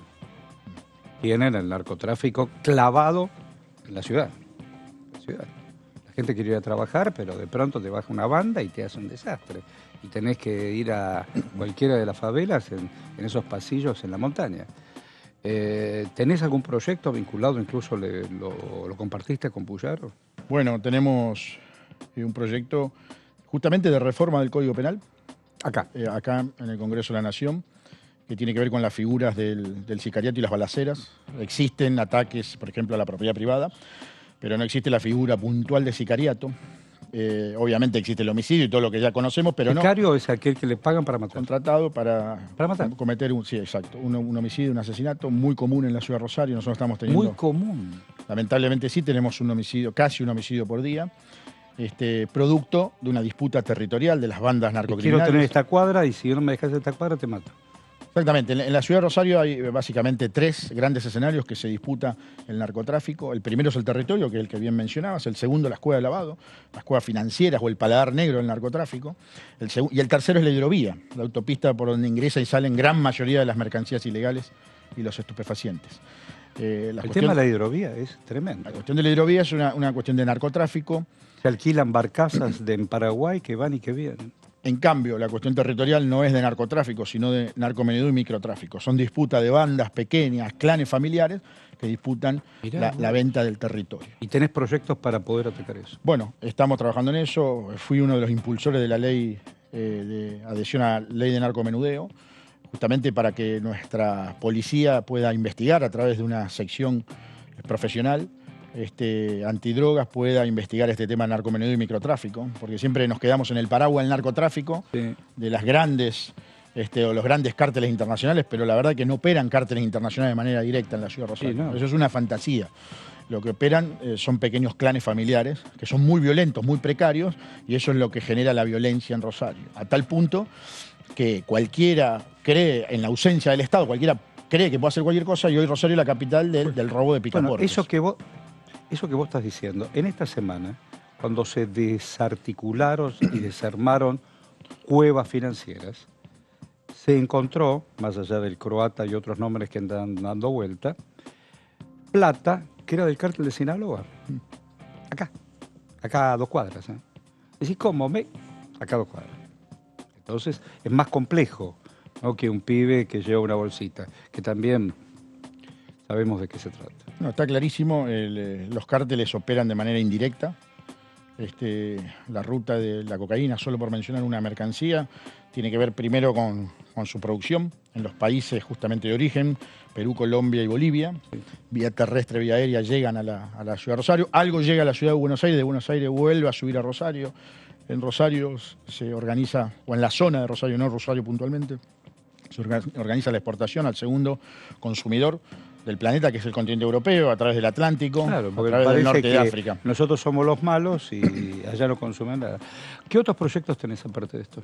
Bueno, estoy trabajando con varios proyectos que tienen que ver con la energía renovable. Contame eso, potenciar, por ejemplo, la industria del biocombustible. La provincia de Santa Fe tiene, de las 24 empresas de biodiesel del país, tiene 20, con lo cual somos la capital, somos el centro de esta materia, y para nosotros es fundamental porque derrama en materia laboral, derrama en crecimiento económico y derrama principalmente en la generación de riqueza, que es lo principal para el desarrollo humano. A veces hablamos mucho del desarrollo de las personas, pero se hace muy difícil ese desarrollo de las personas si no tenemos el dinero para llevar adelante ese desarrollo. Que en definitiva es la discusión eterna de la Argentina, la economía, para dónde va la economía. Y creo que lo que nosotros tenemos que discutir es cómo generamos mayor cantidad de riqueza y cómo la distribuimos justamente esa riqueza para que todos podamos estar un poquito mejor. Y bueno, una de las sospechas, no sé qué data tienen ustedes, los planteos es cómo te asociás para explotar, producir y distribuir eso. Que si solamente van a arrancar la montaña y la van a poner en el puerto, hay proyectos diferentes. Sí, ¿no? En el caso de Santa Fe, cuando se debatió la última vez el tema biocombustibles, advertían que perjudicó a la provincia la última ley porque redujo el corte, al igual que Córdoba, ¿no? Otra de las provincias fuertes en la materia. Mirá, eso no lo sabía. Exacto. Allí yo soy muy crítico. Hay un monopolio que es el monopolio del YPF, el monopolio petrolero, que yo no digo que no hay que trabajar sobre los recursos. Entiendo que hay que monetizar los recursos que tiene la Argentina, sea petróleo, gas, litio y demás. Pero sí hay que acelerar la transición energética, las energías renovables, porque si no nos quedamos solo con el discurso. Somos todos ambientalistas hasta que nos conviene y nos tocan el bolsillo. Igual, diputado, ahí esa discusión que usted está planteando es algo que hay miradas distintas al interior de Juntos por el Cambio, y también hay que decir que al interior del propio oficialismo no hay una postura unificada respecto a esta transición energética de la que usted habla, ¿no? Exacto. Lo hemos visto en distintos debates que se han dado, inclusive en lo que fue la discusión de la ley de humedales, que no se pudo avanzar después en respecto al litio también. Bueno, hay discusiones internas de los partidos, quedó demostrado con la ley de gas natural licuado, en donde había posiciones distintas en el oficialismo y posiciones distintas en Juntos por el Cambio. Esto tiene que ver también con esas identidades políticas y provinciales. Obviamente los diputados y senadores que representan, equivocadamente porque quienes representan a la provincia son los senadores y los diputados tienen que representar a los ciudadanos, defendían a sus provincias. Obviamente Neuquén, Río Negro, las provincias patagónicas defendían la industria petrolera. Y no digo que esté mal, sino que digo nosotros como santafesinos tenemos la obligación de defender la agroindustria. Nosotros tenemos el polo agroindustrial más importante del planeta, al norte de la ciudad de Rosario. Son 24 puertos privados que generan la salida del 80% del cereal que sale de la Argentina. Ahora, la discusión es, ¿está bien que salga el cereal? Bueno, hoy es lo que tiene la Argentina. Tenemos que ponerle valor agregado y mejorar esa producción para que no salga el cereal y después vuelva, por ejemplo, en aceites. ¿Sabes que estaba pensando un poco más lejos? Cualquiera sean los resultados de quien sea el presidente, ¿cómo van a quedar los bloques, las bancas? ¿Quién le va a dar bola a quién? Porque si no va a haber un jefe o un líder que conduzca esos bloques, ¿qué va a pasar? Bueno, está claro que... Porque una cosa es decir, bueno, no voy a votar, qué sé yo, voto en blanco. Y después en el devenir de la vida te vas a sentar solo o con quién. Es un tema. Está claro que la política se va transformando. Este aparatito ha transformado inclusive la política. La información que llega a los ciudadanos es otra. También existe algo que se llama en inglés fake news, que son noticias mentirosas, ¿viste? Entonces, apareció el otro día el pibe que Milei nos decía que le cargó nafta, y al final el tipo hace 4 años que se recibió de ingeniero, está en otro lado, se utilizan fotos, Recién nos acaban de mandar el último tema de John Lennon. A John Lennon lo asesinaron en la puerta hace como 40 años. Entonces, es raro.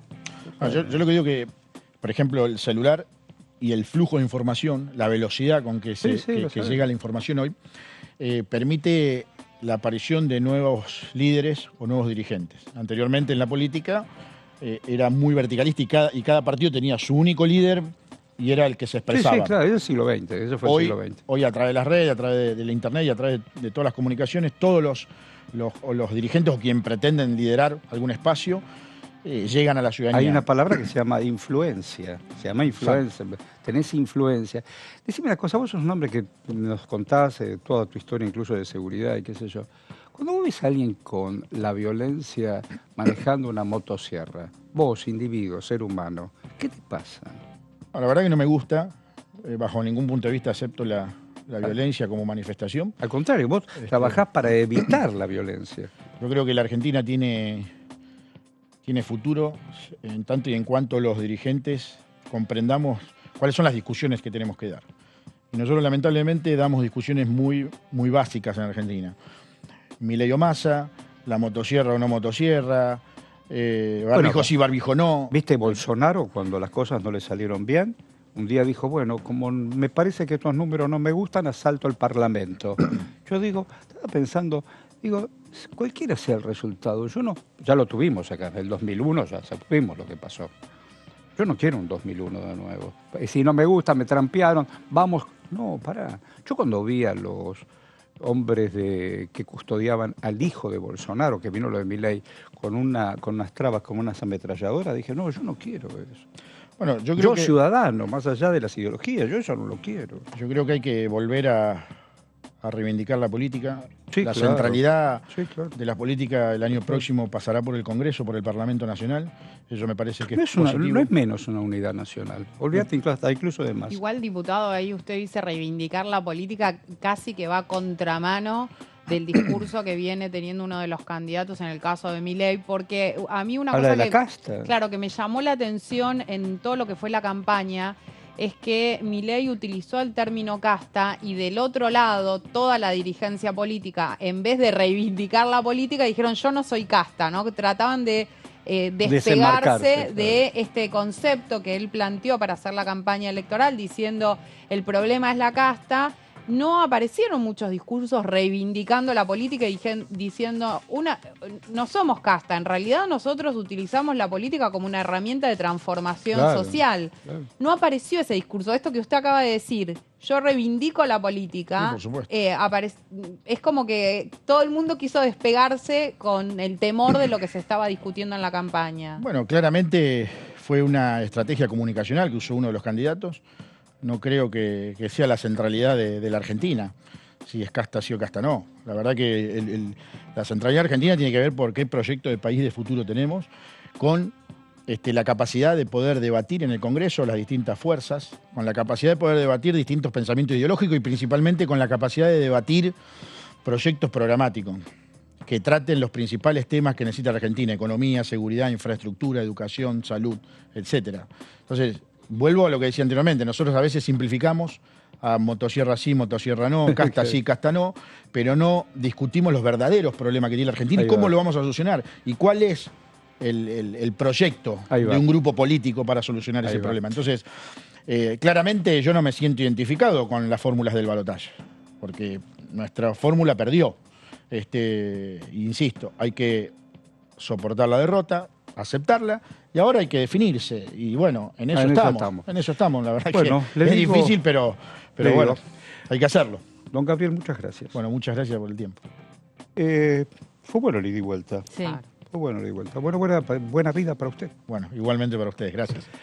Está liberado. Muchas gracias. Porque vamos a ir a Gonzalo. Dale, Gonzi, te escuchamos. Bueno, Horacio, vamos a hablar un poquito de lo que va a venir para la semana próxima, más allá de que estamos a la espera de la confirmación de que el miércoles puede llegar a haber una próxima sesión. Hablamos del miércoles 8 de noviembre. También tenemos que hablar de lo que ya está confirmado, porque el martes tendremos 3 comisiones en total, más allá de lo que será la comisión de juicio político a partir de la 1 de la tarde, una comisión muy importante donde se hará la presentación posiblemente por escrito de los magistrados, de los 4 integrantes de la Corte Suprema de Justicia. Esto será a partir de la 1 en la sala número 1 del anexo A, pero después también tendremos a partir de las 11 de la mañana una comisión en la sala número 3 de asuntos constitucionales.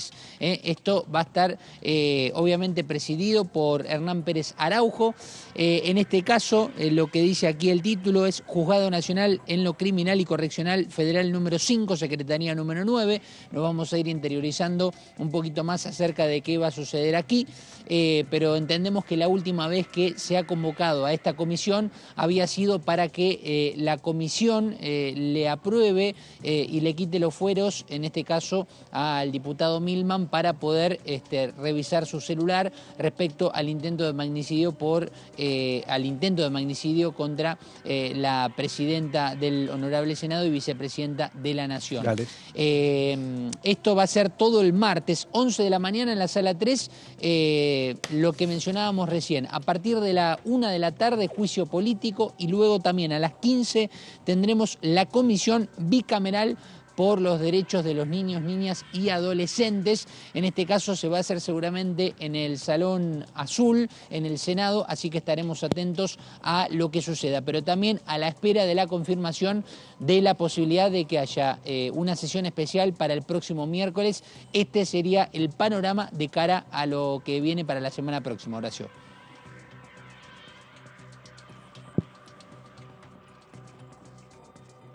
Para la semana próxima, que recordemos, arranca a las, el lunes 6, martes 7 y el miércoles 8. Exacto. Hablamos de que los posibles temas en danza son, por un lado, la ley de financiamiento educativo, que se viene trabajando en la Comisión de Educación. Por otra parte, la ley Nicolás, no sé si recordás esta ley vinculada a la mala praxis médica, lo impulsa el diputado Fabio Ketglas. Sí. Y también homenajes por los 40 años de democracia. Y te agrego, Gonza, no sé si has visto, pero el diputado Milei anoche ha pedido una sesión especial también para el día miércoles. Esto es una noticia importantísima porque, por un lado, la pide junto con socios del PRO, ¿no? El diputado Ritondo, el diputado Lombardi y algunos otros acompañan este pedido de sesión. Es la primera vez que Milei pide una sesión y que presenta un proyecto también, hay que decirlo. Lo que pide tratar Milei el día miércoles es declaraciones para pedir la liberación de argentinos detenidos por el grupo terrorista Hamas. Este tema es lo que quiere abordar Milei, obviamente atravesado también por la campaña electoral. Vamos a ver si logra el quórum, ¿no, Gonza? Es un tema para estar mirando también. Sí. Es un tema para estar mirando, Caro, porque será interesante ir informándonos de a poco respecto a esto. Tengo entendido que pueden llegar a ser 4 expedientes en este periodo. Sí, de hecho ya está formalizado, ahora los vamos a mencionar. Claro. Bueno, cuando lo dispongas hacemos un ida y vuelta. Se podría. Dale, perfecto. Sí, lo único que quería aclarar es que se podrían hacer o 2 sesiones, una más temprano, cerca de las 10 de la mañana, y otra más cercana al mediodía y a la 1 de la tarde, o veremos si se termina unificando, pero bueno, esto será cuestión de ya ver cuando esté confirmado en la agenda de diputados. Listo, chao. A ver. Abrazo, Horacio. Todo bien, salute. ¿Cómo es el tema del negacionismo? Negar lo evidente, negar. Mariana Stillman, que es de la Coalición Cívica, sobre esta cuestión te dijo y opinó. En el 2016 se sancionó se aprobó una definición de lo que es antisemitismo, que no es vinculante, pero que es muy ilustrativa. Cancillería, el ministro de Relaciones Exteriores, en el año 2020 sacó una resolución, la resolución 114, en el mes de junio de 2020, adoptando para todo el sector público nacional esta definición de antisemitismo. En sus considerandos explica que la República Argentina ha demostrado su compromiso con el respeto irrestricto de los derechos humanos, adoptando los más altos y modernos estándares en dicha materia vigente en el mundo. Y que en este contexto la lucha contra cualquier forma de discriminación, incluyendo el antisemitismo, es una de las políticas de Estado más importantes y por ello la República Argentina participa activamente en todas las iniciativas internacionales y regionales destinadas a combatir este flagelo. Asimismo, en el mismo año, en enero de 2020, el presidente de la Nación había participado del Foro Mundial del Holocausto con motivo de conmemorar el 75 aniversario de la liberación de Auschwitz y el Día Internacional de Conmemoración del Holocausto. Y esta misma Cámara adoptó esa definición por resolución de la conjunta con la Cámara de Senadores del año también 2020, creo que octubre de 2020.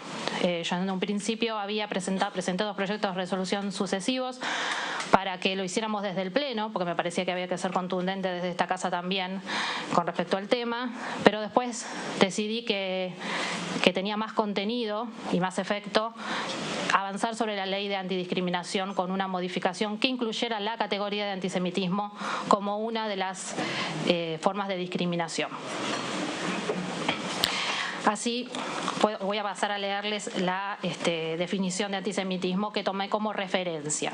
El antisemitismo es una cierta percepción de los judíos que puede expresarse como el odio a los judíos. Las manifestaciones físicas y retóricas del antisemitismo se dirigen a las personas judías y no judías, y a sus bienes, a las instituciones de las comunidades judías y a sus lugares de culto. Yo entiendo que no podemos dejar de desconocer este tipo de discriminación que va más allá, que es una categoría distinta a una discriminación por nacionalidad o por religión o por raza. Y esta ley, que está vigente desde el año 88, si bien fue avanzada, no debemos olvidar que vivimos 2 atentados antisemitas a posteriori, el atentado a la Embajada y el atentado a la AMIA, 92 y 94, y que ha persistido unas insistentes conductas discriminatorias, antisemitas, que por ahí no tienen tanta visibilidad, pero que son reales, ¿no? Constantemente estamos leyendo o escuchando hechos de profanaciones de tumbas, judías, y ahora, por supuesto, en el contexto internacional me pareció oportuno y necesario traer la discusión a la Cámara. En el mismo sentido, la diputada Moisés dijo lo propio. A ver. Creo que está más vigente que nunca la necesidad de atender el tema.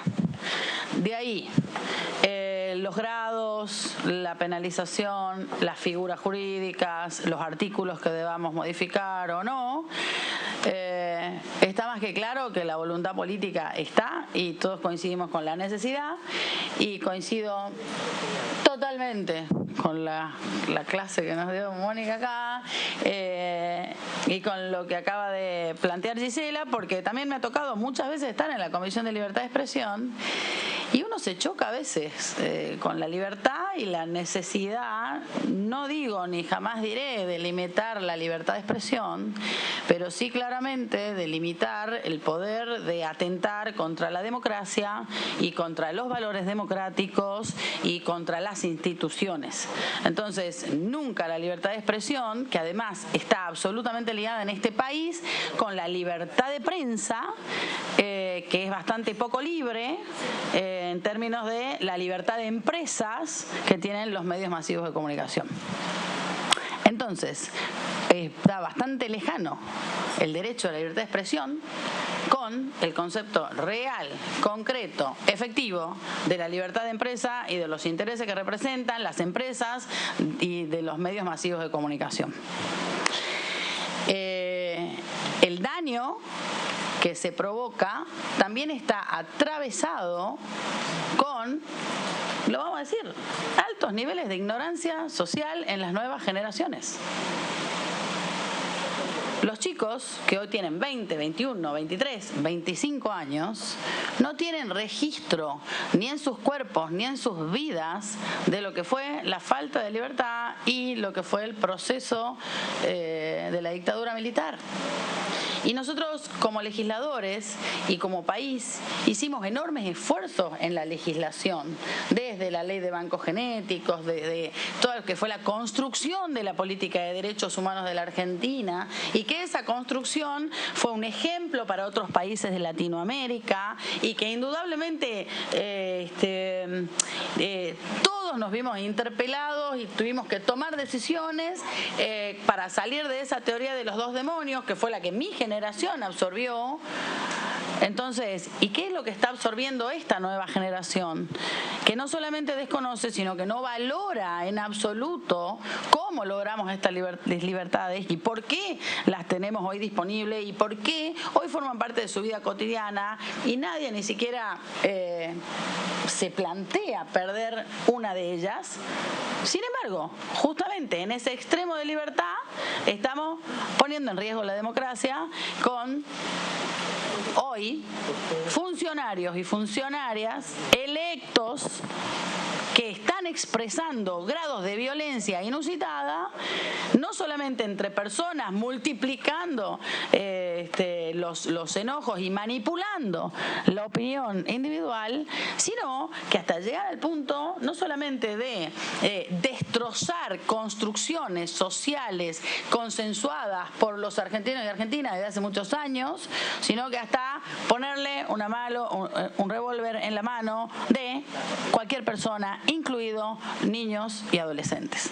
Entonces, no es menor este problema. No es menor el negacionismo, no es menor que funcionarios y funcionarias puedan ejercer su poder, decir cualquier cosa y hacer cualquier cosa. Entonces, mi propuesta está más operativamente en que se pongan a trabajar los asesores con todas nuestras ideas volcadas en estos proyectos y que traten de proponernos un resumen lo más eficiente posible en términos de legislación, tomando las mejores ideas que todos pudimos plasmar en estos proyectos y que en función de esta reunión y de todo lo que estamos expresando, la búsqueda de el objetivo, que va más allá de la redacción de nuestros proyectos, sino que está por sobre todo ligado a que en 40 años de democracia, con toda nuestra carga histórica, con toda la fuerza de nuestra identidad y con todas las decisiones que ha tomado esta sociedad argentina en estos 40 años, ¿sí? No podemos llegar a este punto con semejante monstruo al frente que es capaz de destruir absolutamente todo ese esfuerzo.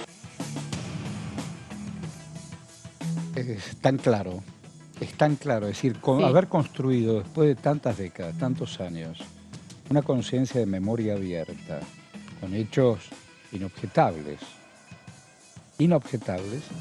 que alguien porque lo niegue, barrer la vida, la muerte y la desaparición de tantos, ¿no? Exacto, estábamos escuchando a la diputada Carolina Moisés del Frente de Todos y justamente eso fue lo que se debatió esta semana en la Comisión de Derechos Humanos y Garantías que preside el diputado Hugo Yasky.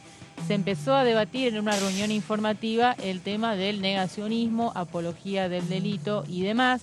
Vamos a ver en placas qué fue lo que sucedió y un poco repasar los proyectos que hay sobre el tema del negacionismo, que son varios.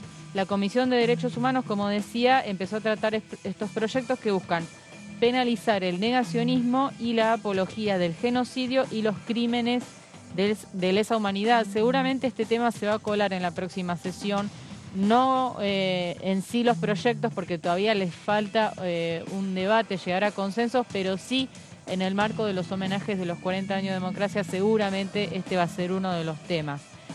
Desde el Frente de Todos presentaron proyectos varios diputados, entre ellos Eduardo Fernández de la provincia de Córdoba, Gisela Marciota de Capital Federal, Carolina Moisés, a quien escuchábamos recién, de la provincia de Jujuy, Estela Hernández de la provincia de Chubut, y también hay otro de Mónica Litza que es complementario, es para crear un observatorio de derechos humanos.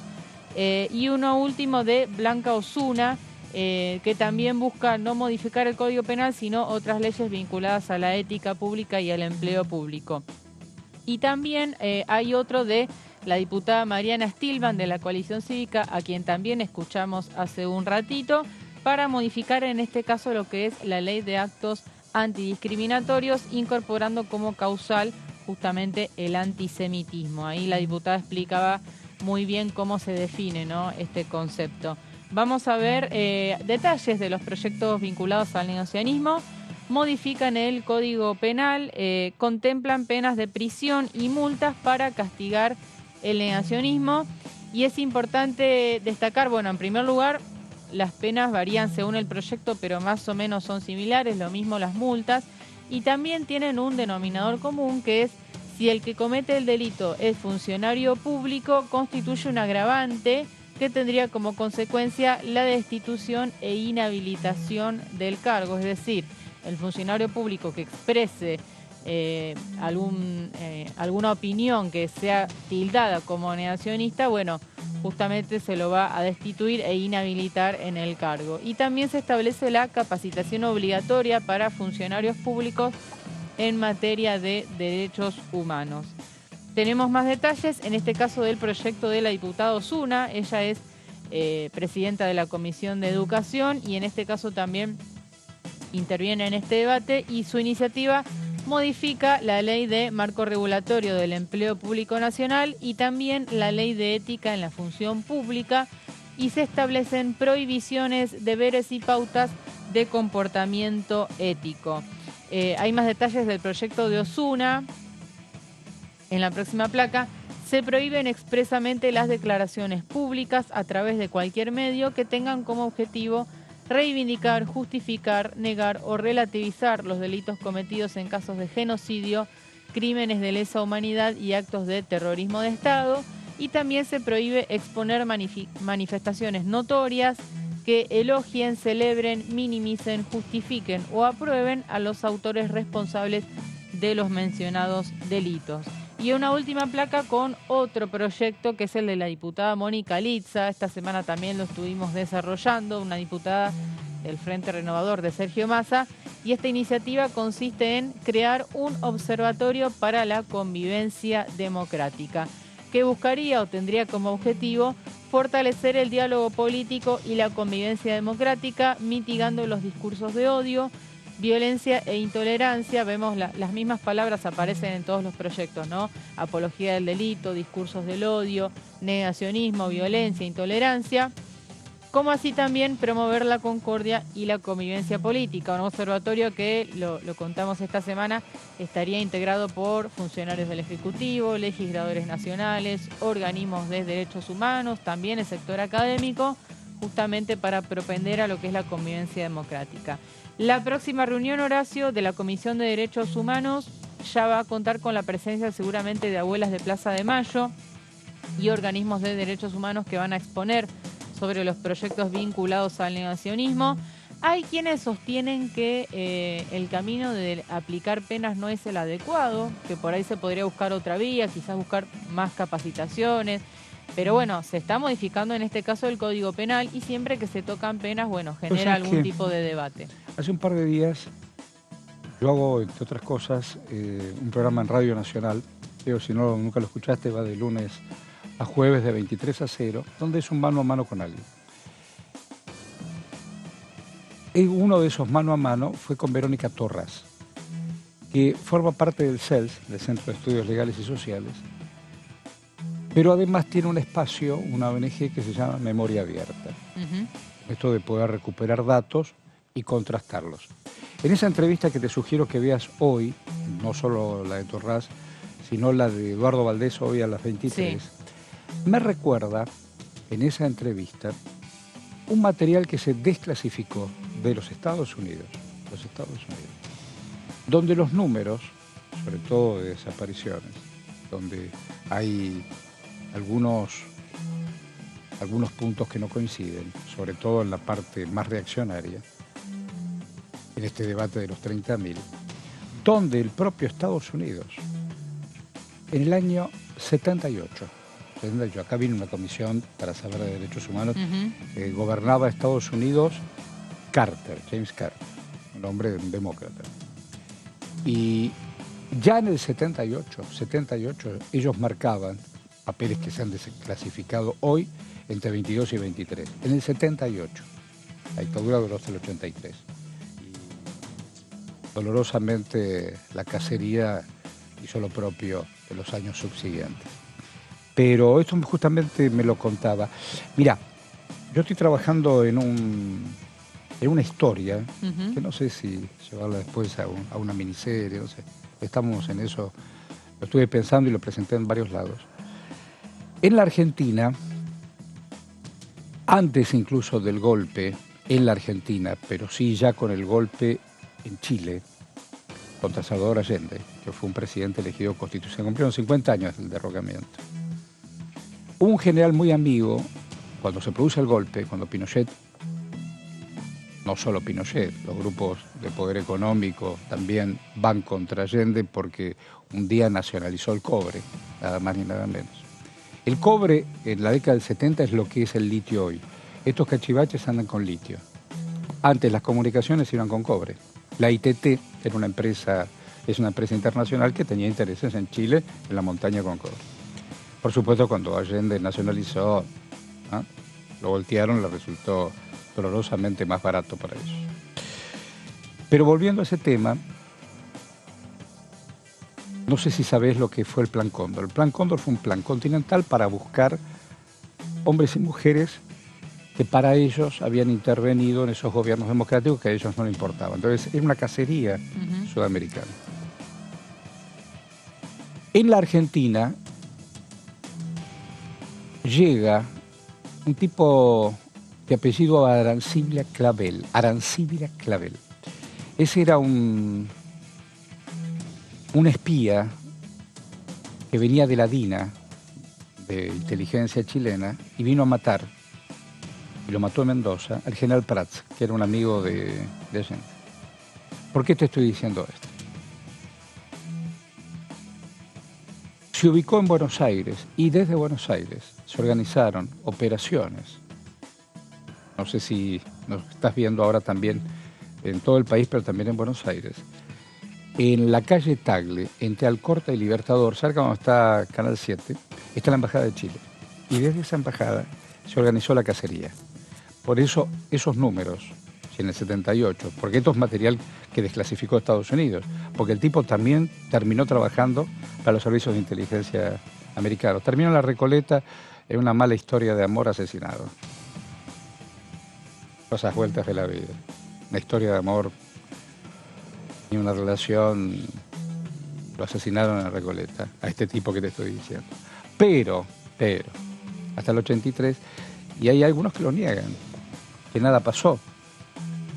Dolorosamente, los vuelos de la muerte, hay un piloto argentino que todavía está detenido en España, de apellido Silingo, que confesó que en esos vuelos arrojaban a las aguas del Río de la Plata y también en el Océano Atlántico a detenidos que estaban, entre otros lados, en la ESMA. Sí. Y el mar no solo lleva, sino también trae. Y un día apareció una de las madres y aparecieron las monjas. Y entonces todo lo que se quería ocultar, porque lo más lejos del continente, el mar te recordó. Porque vos decís, puedo recordar con la memoria. El mar te hizo recordar la memoria. Así que es un debate. ¿Cuándo va a ser debatido esto aquí? La semana que viene seguramente, y se buscan consensos para llegar a un proyecto común, unificar estos 7 proyectos que hay sobre el tema. Claro. Y bueno, nos vamos preparando ya, calentando motores para lo que es, por un lado, la Comisión de Juicio Político, recordemos el día martes, y el miércoles posibilidad de esta doble sesión. ¿Qué les van a responder con todo lo que... Claro, a lo mejor vos recién nos encontraste. Cuando arrancamos a las 10, Carlos Ramos trajo un documento de la Corte Suprema, nada más ni nada menos, que es el contestatario, o la contestación, la respuesta, de los 4 jueces, sobre todo Rosencrantz y Rosati, a todo lo que se investiga aquí desde la Comisión. Sí, está ya en varios portales la información, de hecho, porque esto fue anoche, los diputados ya están leyendo el descargo por escrito del presidente y del vice de la Corte Suprema, donde, bueno, en durísimos términos, repasamos antes en el primer bloque algunos textuales que indicaban que ellos están sosteniendo que el proceso es inválido, que se tomaron pruebas que son inválidas, que no se respetó el debido proceso y demás. Ya entrando en la recta final del juicio político, solo quedaría la firma de los dictámenes, Horacio. Bueno, así que también lo dijimos y yo la escuchaba con mucha atención y por supuesto con respeto, porque, viste, el tema de la cuestión de los poderes, es el Poder Judicial que cuestiona al Poder Parlamentario como voz, la cosa suprema, suprema, es bárbaro, ¿no? Por eso cuando decimos, qué sé yo, la democracia también es eso, la democracia, respetar la división de poderes. No, que el juicio político es un instituto que está incorporado en la Constitución Nacional. En el 2003 hubo juicio político. Exacto, jueces destituidos. Es un mecanismo válido, digamos, legal. Plenamente. Lo que se cuestiona es, bueno, determinadas acusaciones, determinadas pruebas, los cargos que se le imputan a los jueces y demás. Buen fin de semana para vos. Buen fin de semana. Fue muy lindo el espacio. Yo me quedo, vamos a seguir pensando la Argentina que nos importa desde esta maravillosa pantalla y plural que es Diputado TV. Vamos y venimos. Dale.